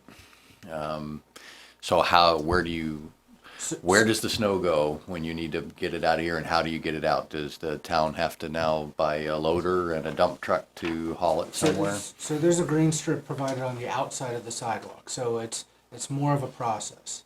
So the plow, and this is how you see it in other communities. You see it in South Burlington, you see it in Burlington, you see it in Essex Junction, you see it in all the areas that have real, downtown areas, mixed use areas. So the plow comes through, puts it on the sidewalk plow comes through, moves it off to the side. That's where you're seeing a lot more of the snow blower type situations. South Burlington actually uses their sidewalk plows to snow blow along the sides of the curb. So is it more, it's a different type of maintenance. And if this is what the zoning regulations for Hinesburg read, they want a vibrant mixed use area, compact mixed use area. And that has certain ramifications, and that includes a little bit of a different type of maintenance routine that's going to be required for these areas. And we've heard through this process, through the sketch process, there's been lots of input that folks don't want to see a giant sprawling suburban community a la Butler Farms in South Burlington or Brennan Woods in Williston. So incorporating these components, it's sort of, you can't have your cake and eat it too. If we're going to provide for what zoning asks for, which is a more dense, walkable, village urban community, then there's some challenge that comes with the good of that design. We're providing 8 and 9 foot green strips everywhere else. I think Creekside might have some of the larger green strips, which is they're 7 feet wide. And I live in Creekside. I've been there for 10 years now. I don't think I've ever seen the snow from the sidewalk, from the road plows actually make it over that buffer to the sidewalks. And it's just, you're not driving trucks through at 40 or 50 miles an hour. Trucks are going through at 15, 20 miles an hour. And it piles it up, and it does roll back into the roads. And we just feel like the way that we have designed with adequate road widths and with specific parking off to the side, so we're actually having, where there is parking, there's actually going to be wider road widths, is going to accommodate that. So these So are what's- fully curved, street? Yes. Yes.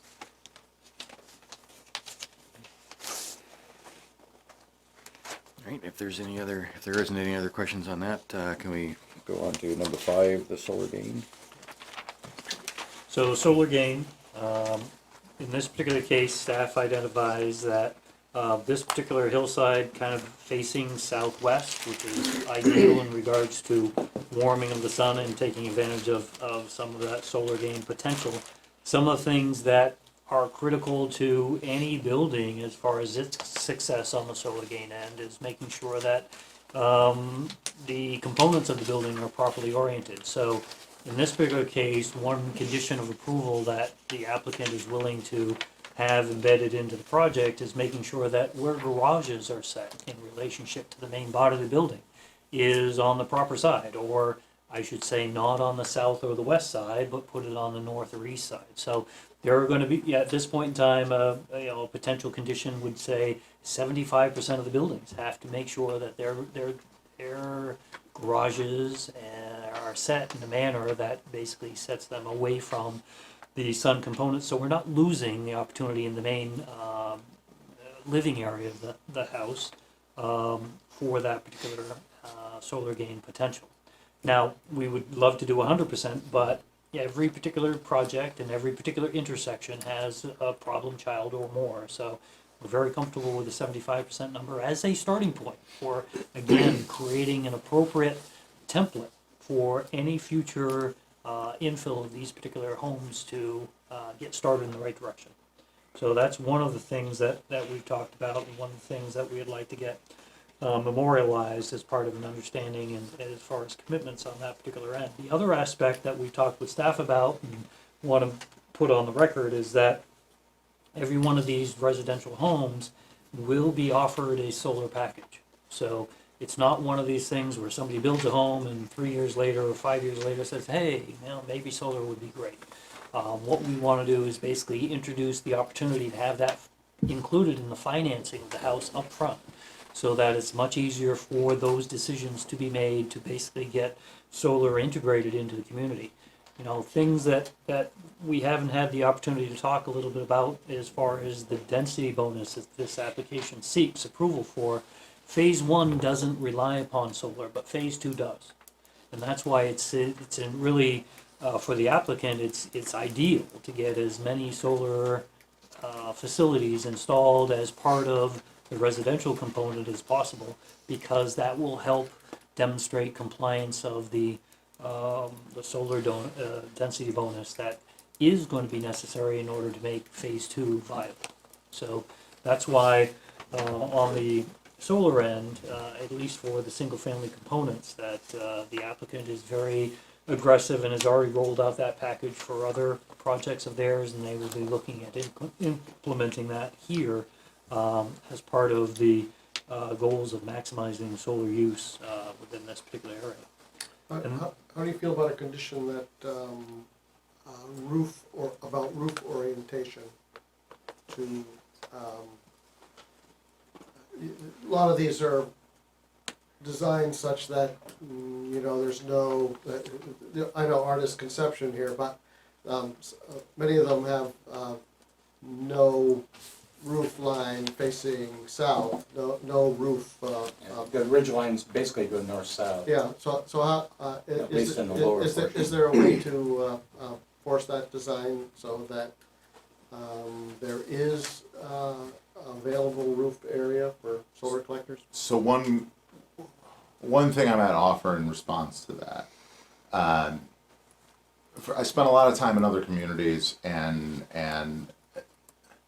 one thing that seems to be very clear in everywhere that I work when we talk about mixed housing type, which this is, and creating a vibrant community, is not creating giant rows of housing that look exactly the same. And we're already, by saying, okay, all the garages will be on one side of the house, we're taking one step towards that.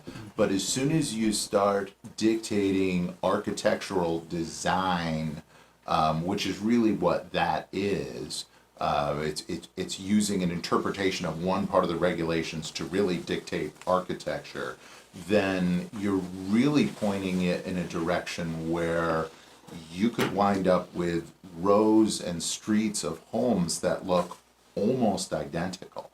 And with a housing shortage in Chittenden County, I think you could build anything and sell it if it's the right price.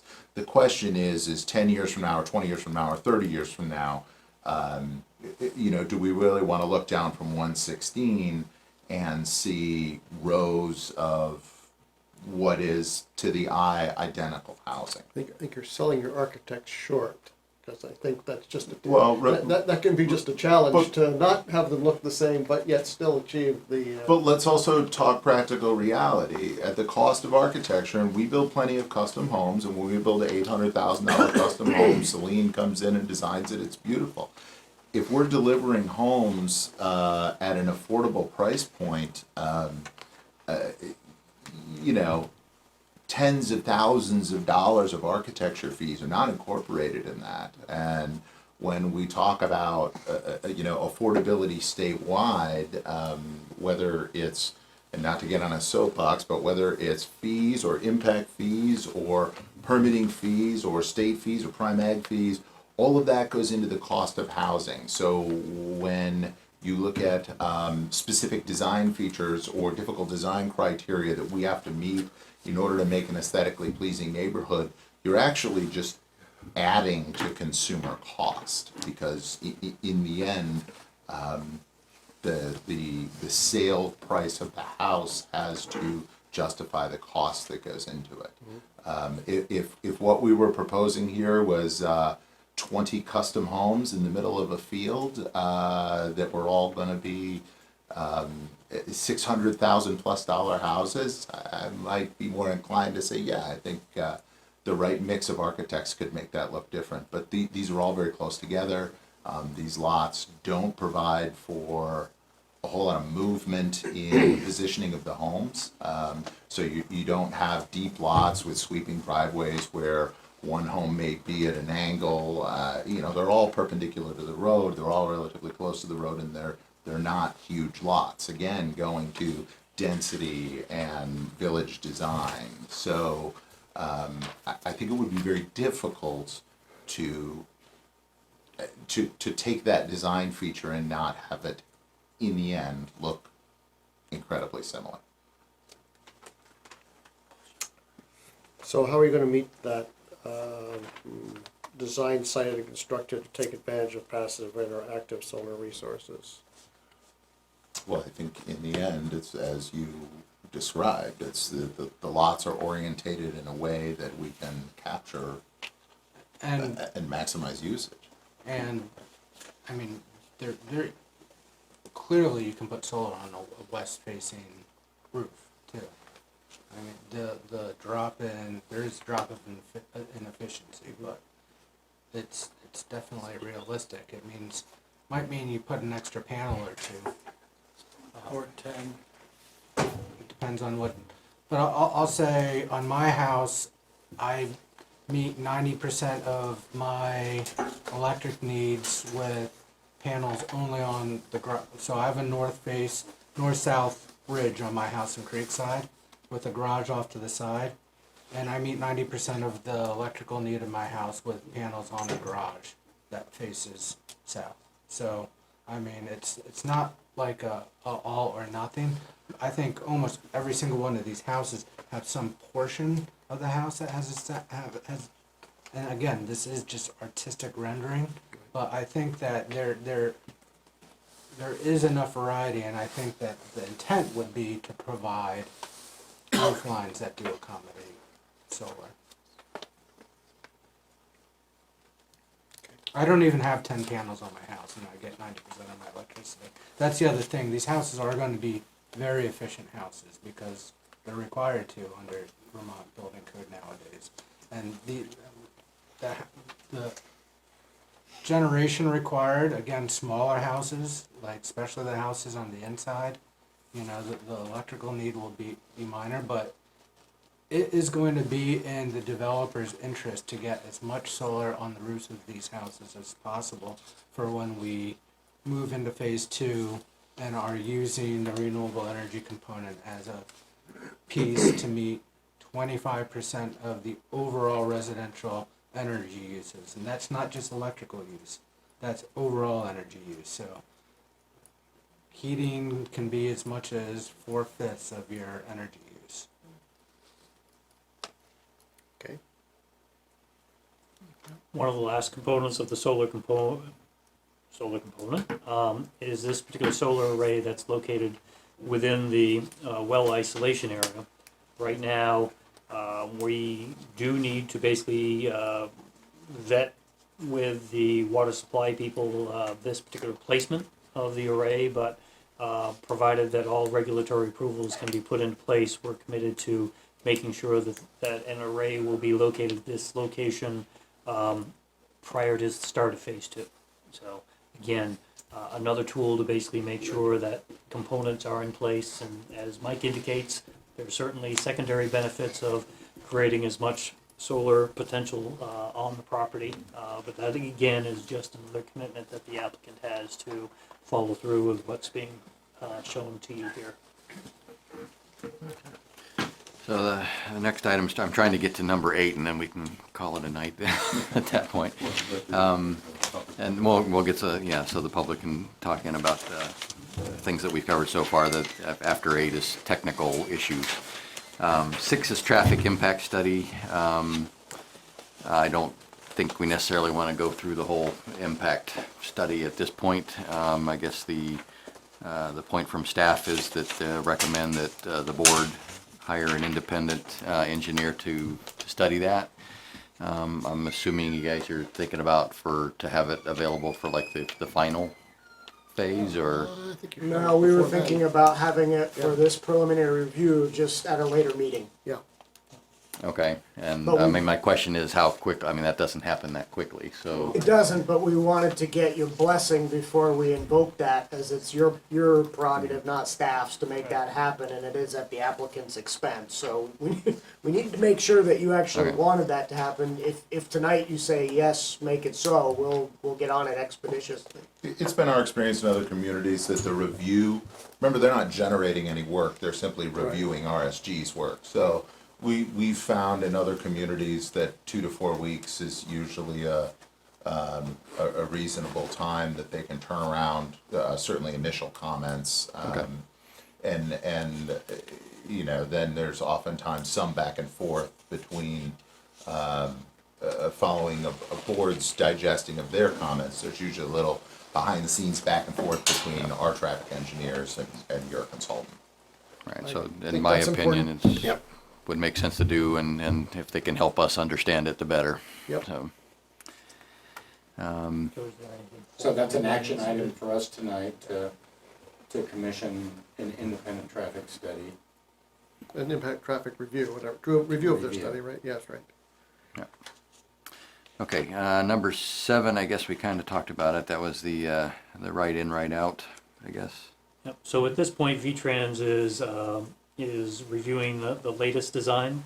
So we're waiting for comments back from them. At the same time, we've also asked them to entertain a potential crosswalk or block crossing at that particular intersection to again try to provide improved connectivity between the new path that was just built on the east side of Hinesburg Road and interconnecting into the site. So those things are pending before the permits and utilities section, who handles the section 1111 permits for the agency. And as we know more, we will share with you whatever they provide. And I'll just mention for the record that we have been in contact also with V-Trans per the state regulations requiring with development adjacent to state highways. Okay, so our last one to go over for tonight before the public comments. Let's look at number 8, the stormwater low impact development. Yes. Do you want me to pull up any of those things that you said? You can bring up the stormwater component, but that'll be more big picture. So the low impact design tries to focus more on localized management of stormwater runoff than a systematic collection and management of those particular drops of water. And things that only because of either the buffering requirements or just the layout is the introduction of what we call disconnection areas.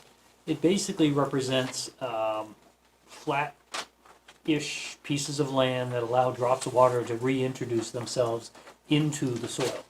So if you ever go out on your lawn and you take the hose out there and you just let it squirt out, you'll see the water hit the ground, splash around, and then it disappears. Well, what it's doing is basically reintroducing yourself into the groundwater regime, and when you create an impervious surface, what you're doing is basically eliminating the ability for those drops of water to naturally hit the ground and go down through the soil profile. What you can do, though, is with those impervious surfaces, is have those drops of water fall out of the sky, slide to the side across the surface, and if you provide enough width of green space area, then those drops of water can actually re-infiltrate the ground and have no change in the groundwater regime around the area. So that's one particular thought, and here the stormwater consultant has identified in the green areas here opportunities to basically have all the backyards of these particular houses go through a particular disconnection area. So that's just one of the many tools in the low impact design toolbox that we would be looking to implement here. There are other ideas even outside of this perimeter of again adopting that same concept for some of these internal areas. What we would need to do is identify exactly what best management practice would be applied to every lot. And that's not shown on the plans right now. So we owe that to you. Mitch has been beating us up over the head saying, Dave, you got to basically put this together, and he's right. We need to basically identify again how we demonstrate compliance with the rules with regard to that LID component. So beyond what we always like to do, which is not to, we try to divide and conquer. Don't concentrate the flows, because as soon as you concentrate flows, now you have a concentrated issue that needs to be redistributed. But in those situations where you have high density and you don't have those particular types of techniques, then doing something like rain barrels, where if you have a house that basically is looking to maintain flowers or any other type of planting area, that's a technique of basically holding water, and then basically allowing the homeowner to use it without tapping into the town's water supply. There's also rain gardens, which is an opportunity under dry conditions to allow drops of water to be collected in a certain area and infiltrated into the ground. And we talked about the fact that this particular property does have high groundwater characteristics. That groundwater table does change over time, over the seasons. In the springtime, it's fairly close to the surface, and the opportunities for trying to do infiltration is fairly limited. But as the groundwater and things dry out, going into the summer, the opportunities to do some type of infiltration, it becomes an opportunity again. Sometimes when you can use a rain garden and actually underdrain it. So it basically just becomes a filter. So it becomes a local treatment plant for stormwater runoff, and we would want to locate those in areas where we do have some contaminated surfaces that could utilize treatment prior to going to those drops of water going to any of the larger facilities. And again, this particular plan doesn't deal with LID, but it does talk about the concept of how we're dealing with runoff. Again, drops of water would like to run in the southwesterly direction. Again, just following the contour from northeast to southwest along Patrick Brook. I don't know if you can slide that up just a little bit. But along Patrick Brook, again, all those drops of water are running off by sheet flow to the brook. When you go and put in roadways and buildings and the like, it basically breaks up that particular opportunity for just standard sheet flow running out to the brook. What we've tried to do is create collection areas and then redistribute those flows so that we try to reestablish the sheet flow component before it gets to the stream, so we minimize the number of concentrated discharge locations. So that's a long story of saying that we owe staff and yourselves a more detailed plan of how that is going to go. We're going to work on that between the next 2 weeks to basically have that in front of staff so that if we want to discuss that at the next meeting on the 17th of March, that we'll have that opportunity. You're not proposing any fill in the floodplain? That's correct. There's actually one small area on the connector Mitch road. got me. Okay, what was it again? It's one small area on the connector road, but maybe it Oh. might be to your benefit, or I should say what you call center road. Yes.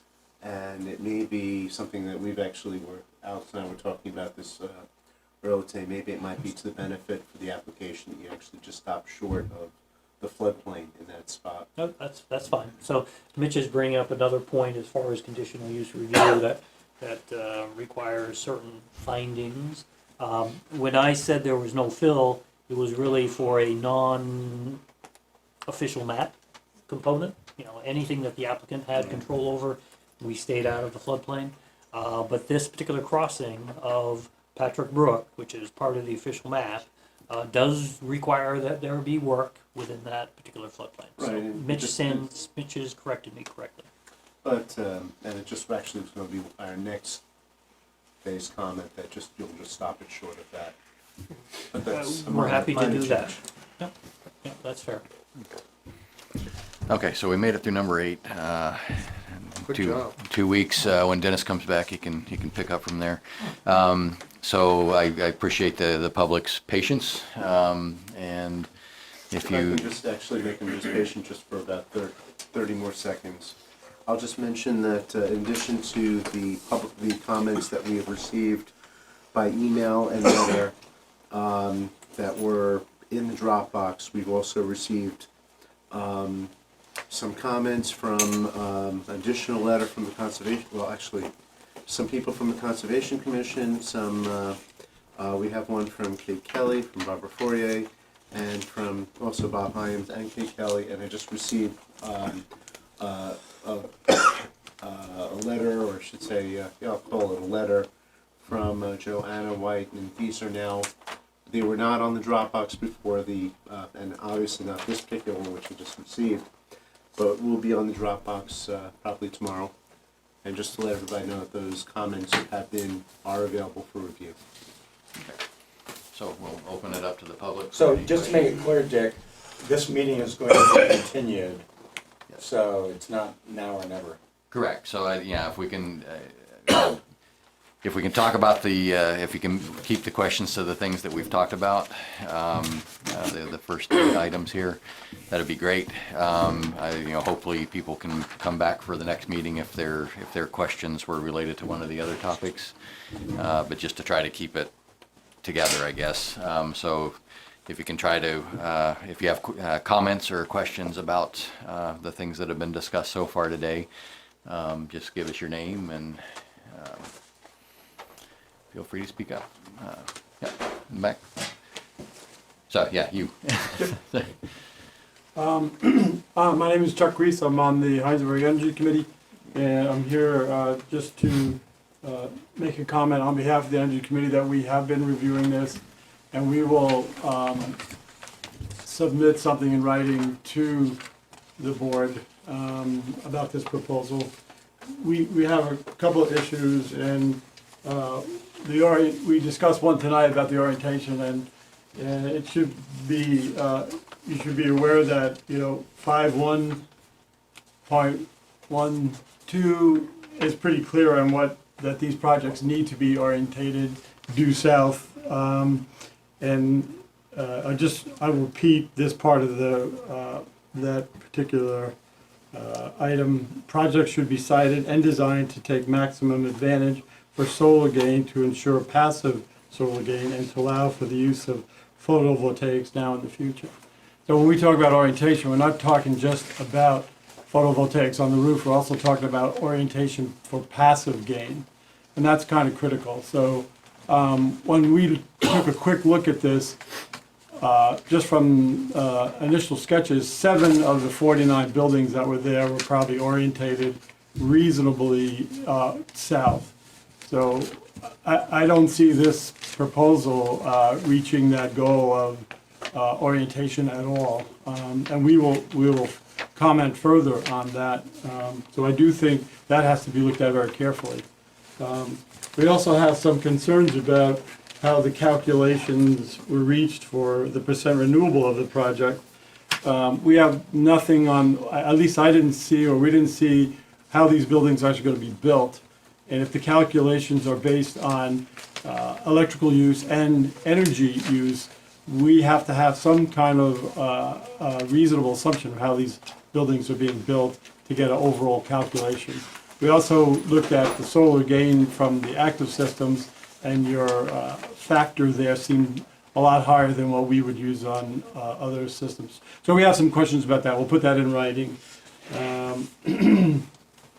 We also had some questions about the solar field and how that allocation is going to be assigned to the buildings there. So we have, a set of panels that are going to be, and what is the system for that, and how would that actually offset some of the existing structures? And finally, again, this is just a couple of points. Our town plan has us reaching 90% renewable by 2050.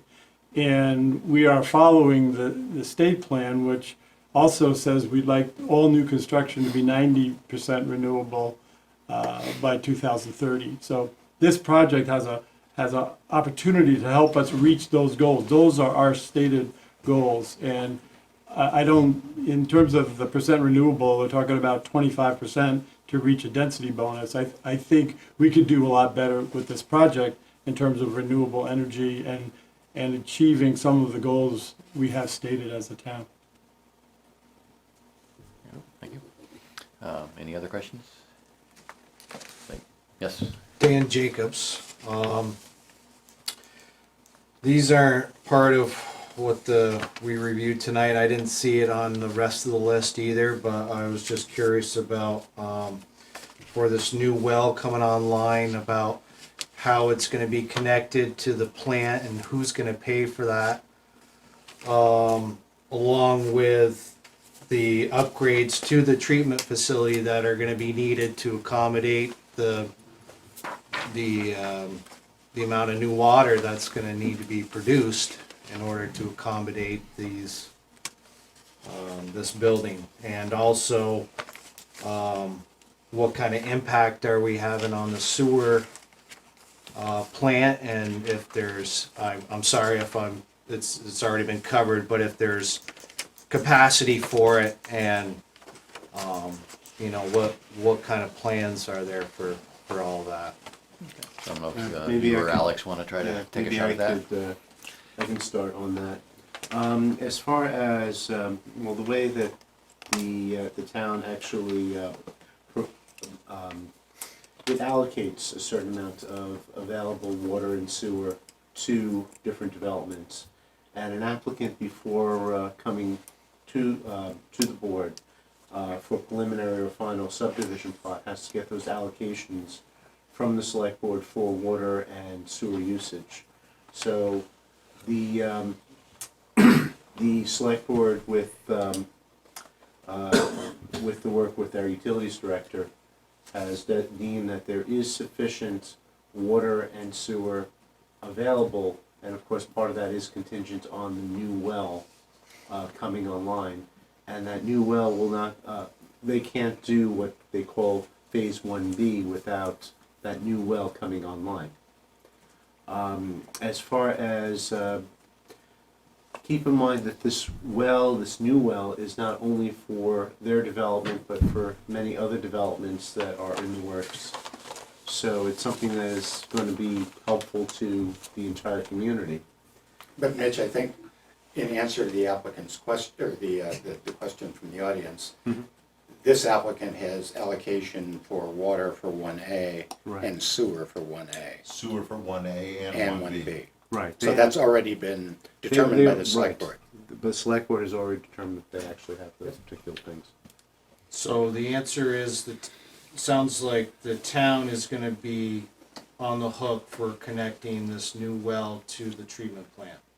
Yes, so the answer to your original That's what I was question, getting how is to. it gonna get connected to the existing plant, who's gonna pay for it?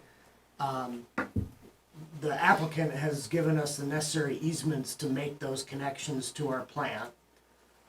But the town will be on the hook to pay for it, that's why we're gonna have to go for a bond. But the select board, as I understand it, is committed to having new development pay for that bond over time. So the allocation fees have been set at a pretty high number, so that as new projects like this build out and those allocation fees are paid, those should be paying for the 30-year bond on that well construction. So it's not the town's intent that existing users should have to pay for this new water capacity, because it's not benefiting existing users, it's benefiting new development. As for your question about the impact on the wastewater system, we actually have a fair amount of capacity in the wastewater system now. And so this project, as was mentioned, has allocation within that known capacity. We all know that we're facing a very expensive upgrade to that system in order to help with the Lake Champlain cleanup program, which is, you know, a mandate from the state. That cost to upgrade our existing facility, we're gonna pay whether this development goes in the ground or not.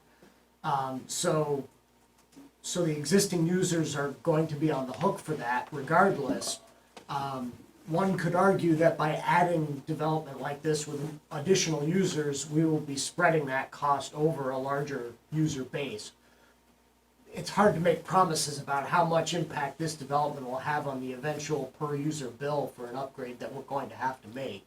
But that's the general answer to that side of your question. And this development will actually pay some of the fees into that, in their connection fees and so forth.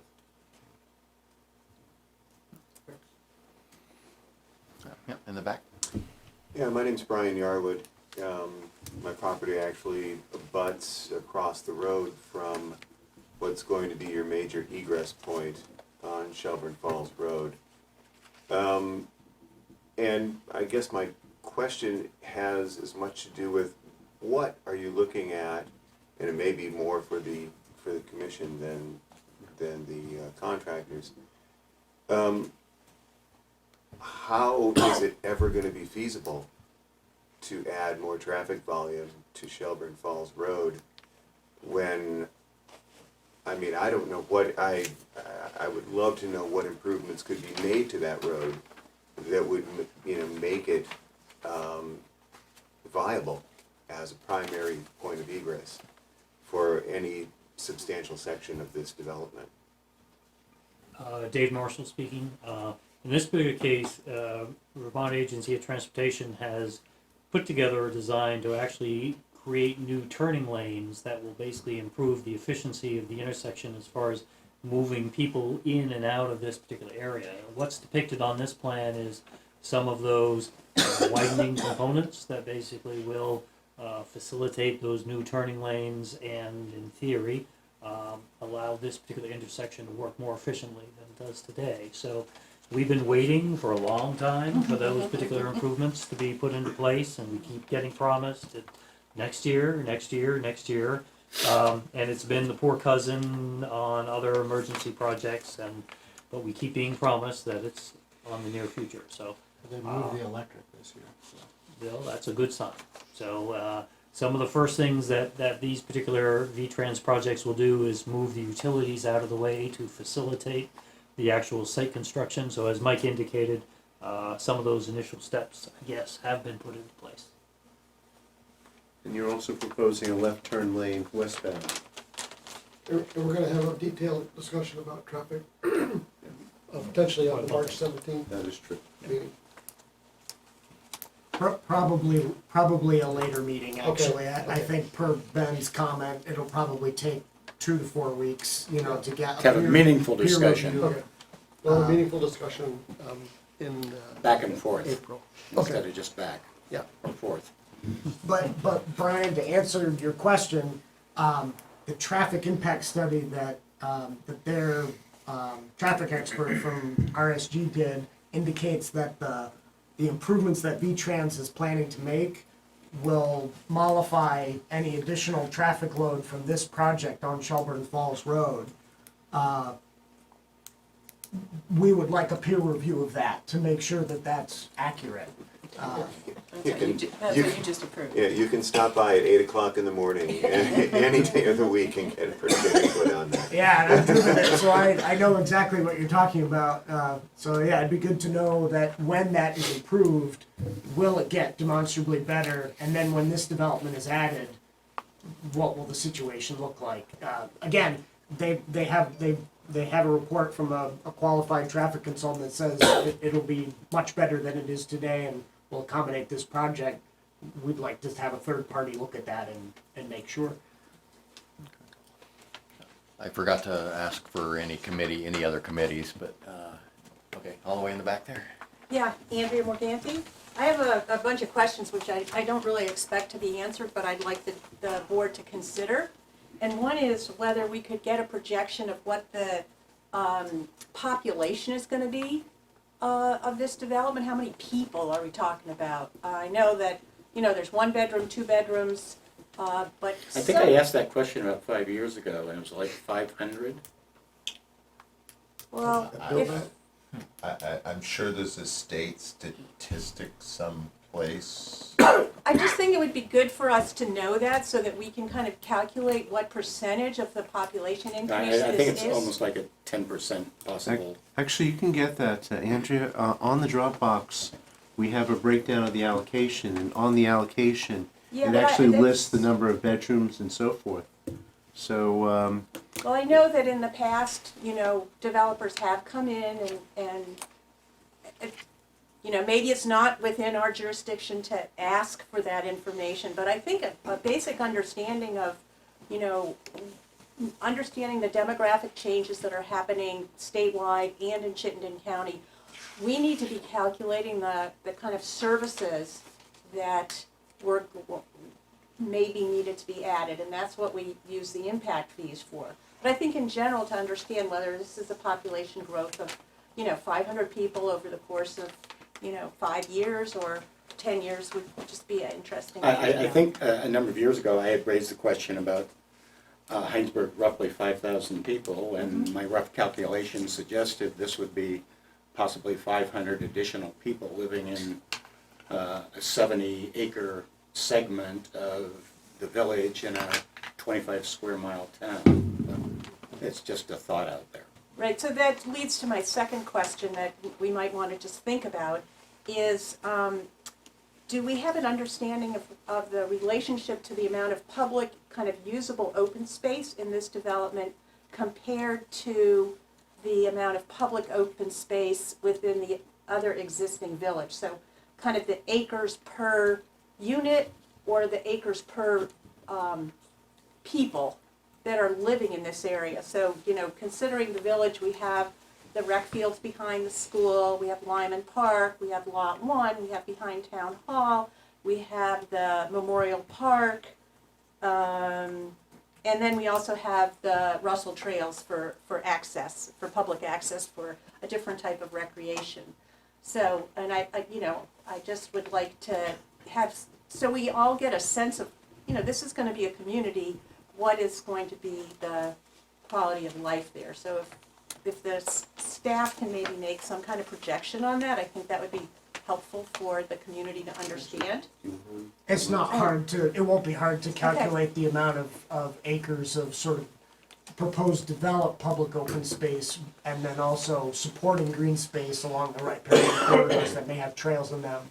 I think, you know, I think we can do that. yeah. I mean, we have very little developed open space in Hinesburg, to be honest. Right, but it's open space that we've just, I think it's good to understand how a community that's being developed in a very short period of time compares to what people have experienced in the village, because I think a lot of the process of developing the town plan and the new regs, we're feeling like people are used to, and we know how the existing village functions, and just to compare it, just, I don't need an answer now, and maybe the board is not interested in that. I'm just saying that's my interest, so it's up to the board to question whether that's of interest to you in making your decision.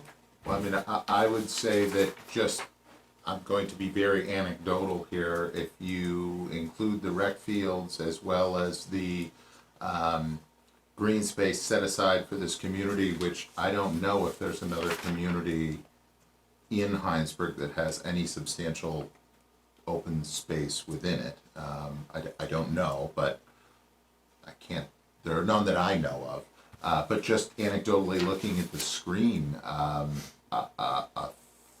somewhere between a third and a half of what we're looking at here is community or open space as it compares to the development area. So I would say that would be pretty substantial. Another question that I have is that it looks like the most densely Andrea, it developed. might help if you stood up, just to project your voice a little better.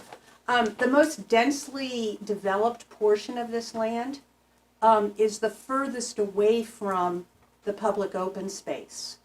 So where the 33 units of apartments are is the furthest from the town, the green, the community green, and the ball fields.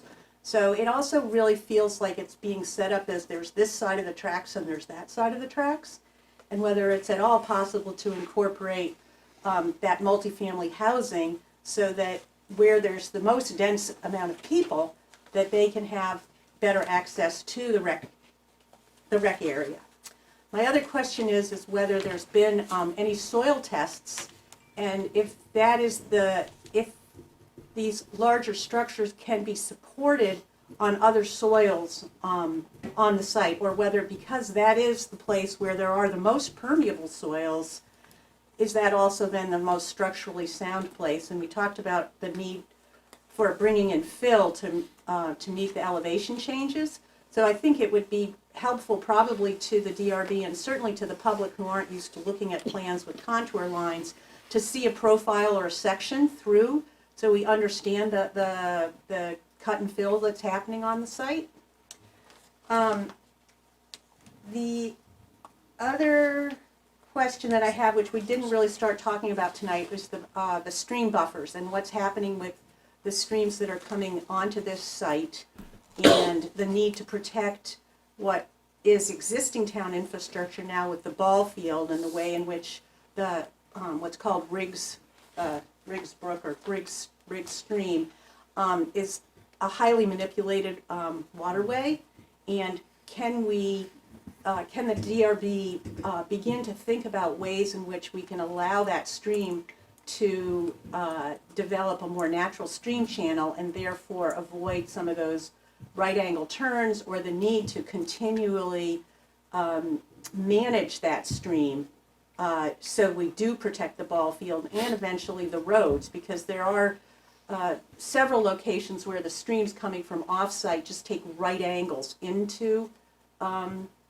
Riggs Brook, and it might be good to think about how to allow for a more natural connection and getting some sinuosity back into those streams, and the opportunity to look at how the land west of the ball field could help to provide better channel protection along there and protect the ball field, because I don't want us to be in the situation where we're ending up having to rip wrap to protect the ball field or from that.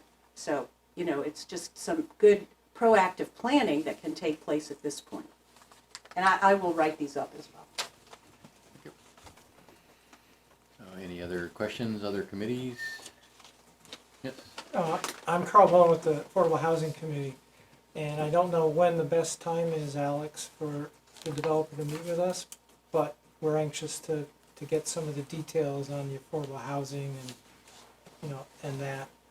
So whether I reach out to you, Ben? Yeah, just shoot me an email and we Okay. can set up a time. All right.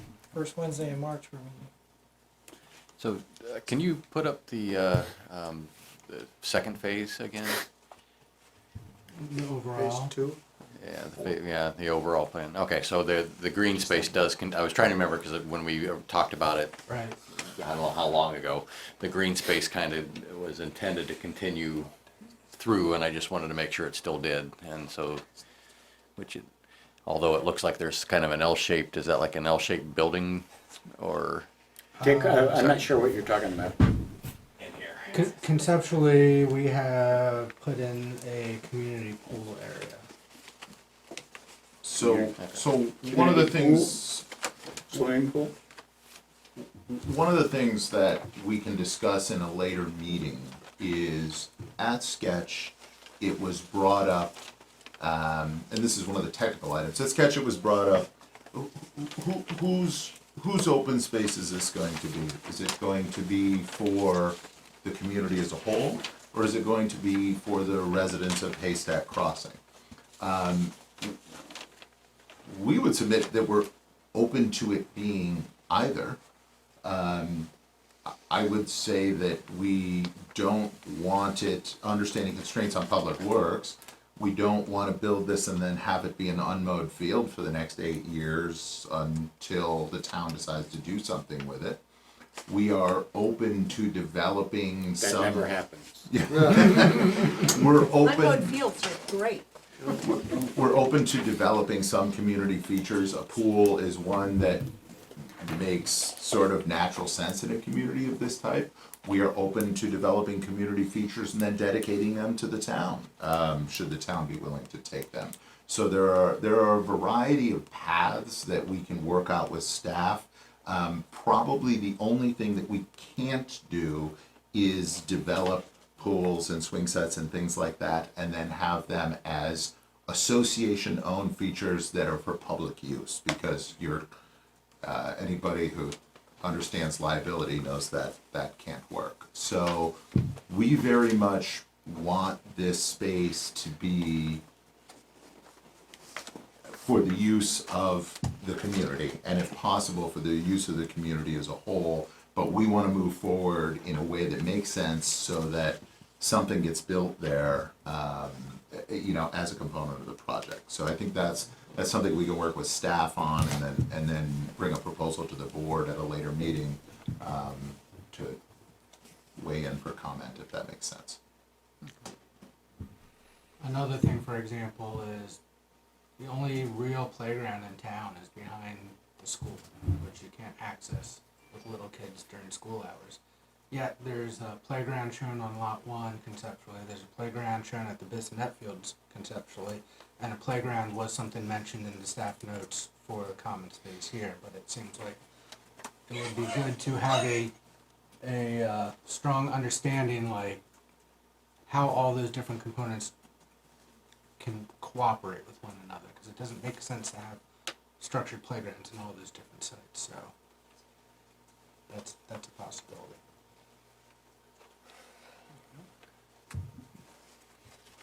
Any others? Yep, in the back. Barbara 4 Hour with just 3 quickies. Could you keep your voice up, please? Okay. As best you can.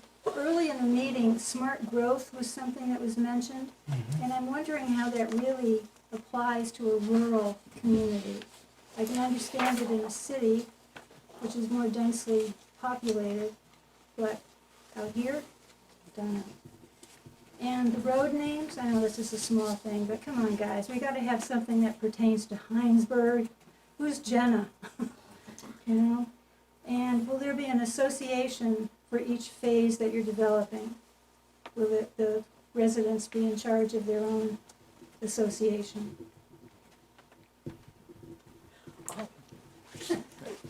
Can I ask I one don't know more if you guys question? want to take a whack at any of those. Sure. Oh, sorry.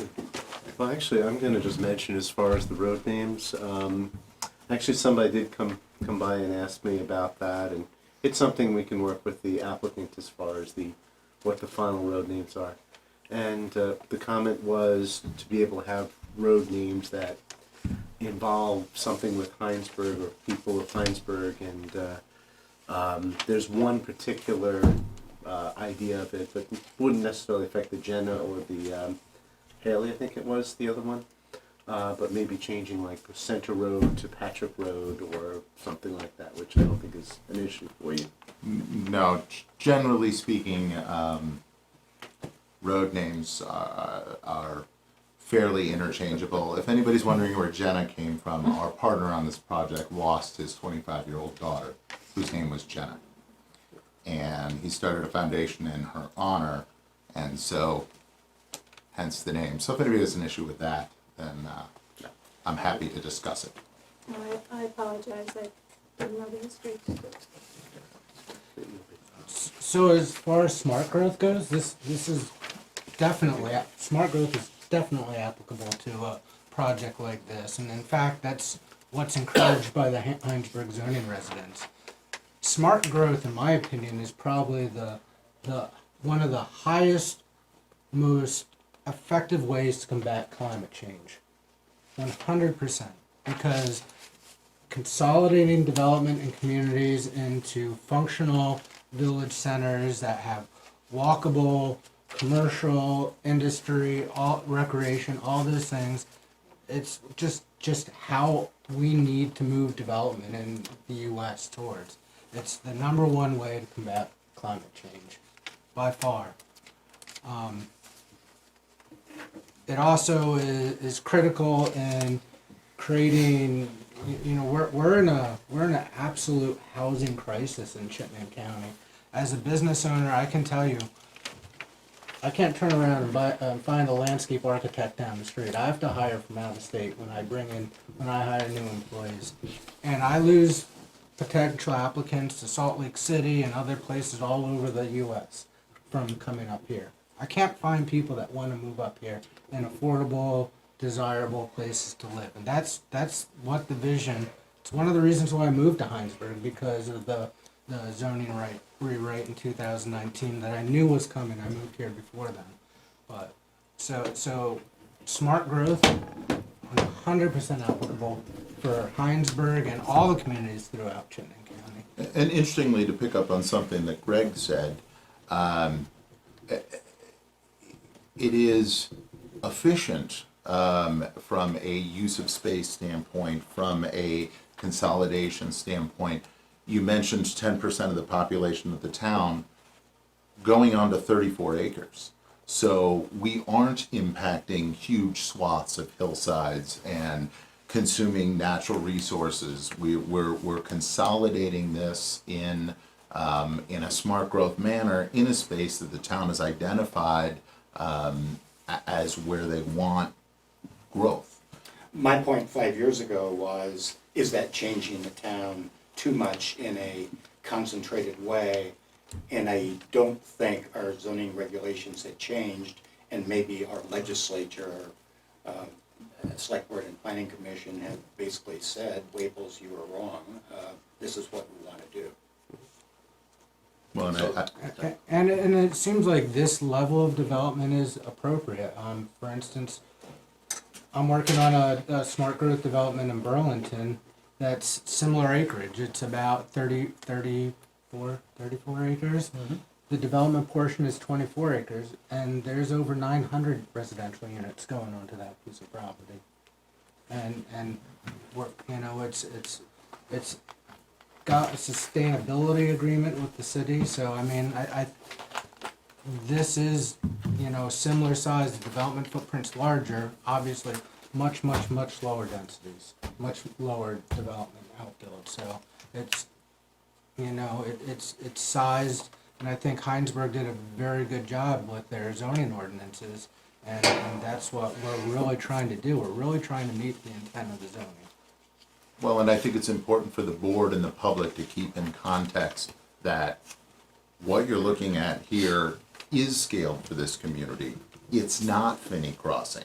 And so when I hear comments about couldn't there be bigger buildings, couldn't there be more buildings, that's a little bit of my pushback is that doesn't seem to be the intent of, it's sort of both sides of the mouth. It's, can't we make this bigger, but do we really want it to be bigger? What is it that we want to look at? We feel this is a little bit of everything, and sort of what the regs boil down to is we want a little bit of everything.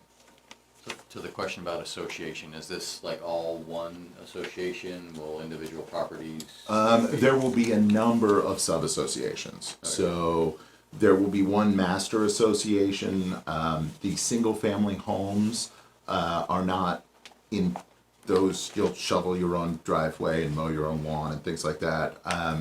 But when you get into the attached housing, the apartment buildings, the senior and the commercial, there are going to be sub-associations that deal with those sorts of things.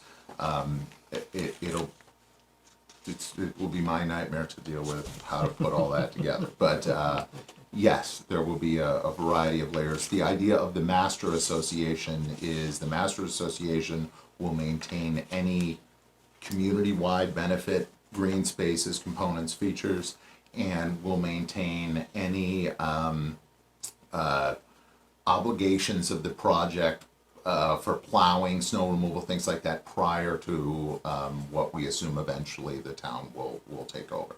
So, and that's something that not everybody may understand, is that oftentimes when we build a project like this, it's not as if the town starts plowing the road when the first house is built. Oftentimes it is the developer who is responsible for the maintenance of all of it until it is substantially complete. So as we talk about future needs for snow removal, be that equipment, manpower, what have you, I can say with relative confidence we would be years from being in a position to have to talk about those budget items. Andrea? Yeah, my other question was, and I am definitely, think that the concept and the proposal there's a lot of really good points to it. But my question that I wanted to ask before was more whether our regs have considered accessory apartments or conversions of single-family homes to duplexes. So that, I mean, one of the things that I think a lot of people have a hard time is that this is generally going to happen all at once. But we want to think about how we can have it grow organically over time.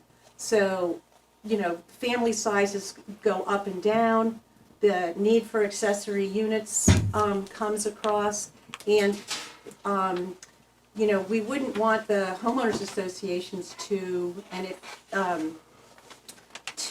not be in compliance with our and statewide zoning that allows for accessory units or conversions within a single family home to a duplex.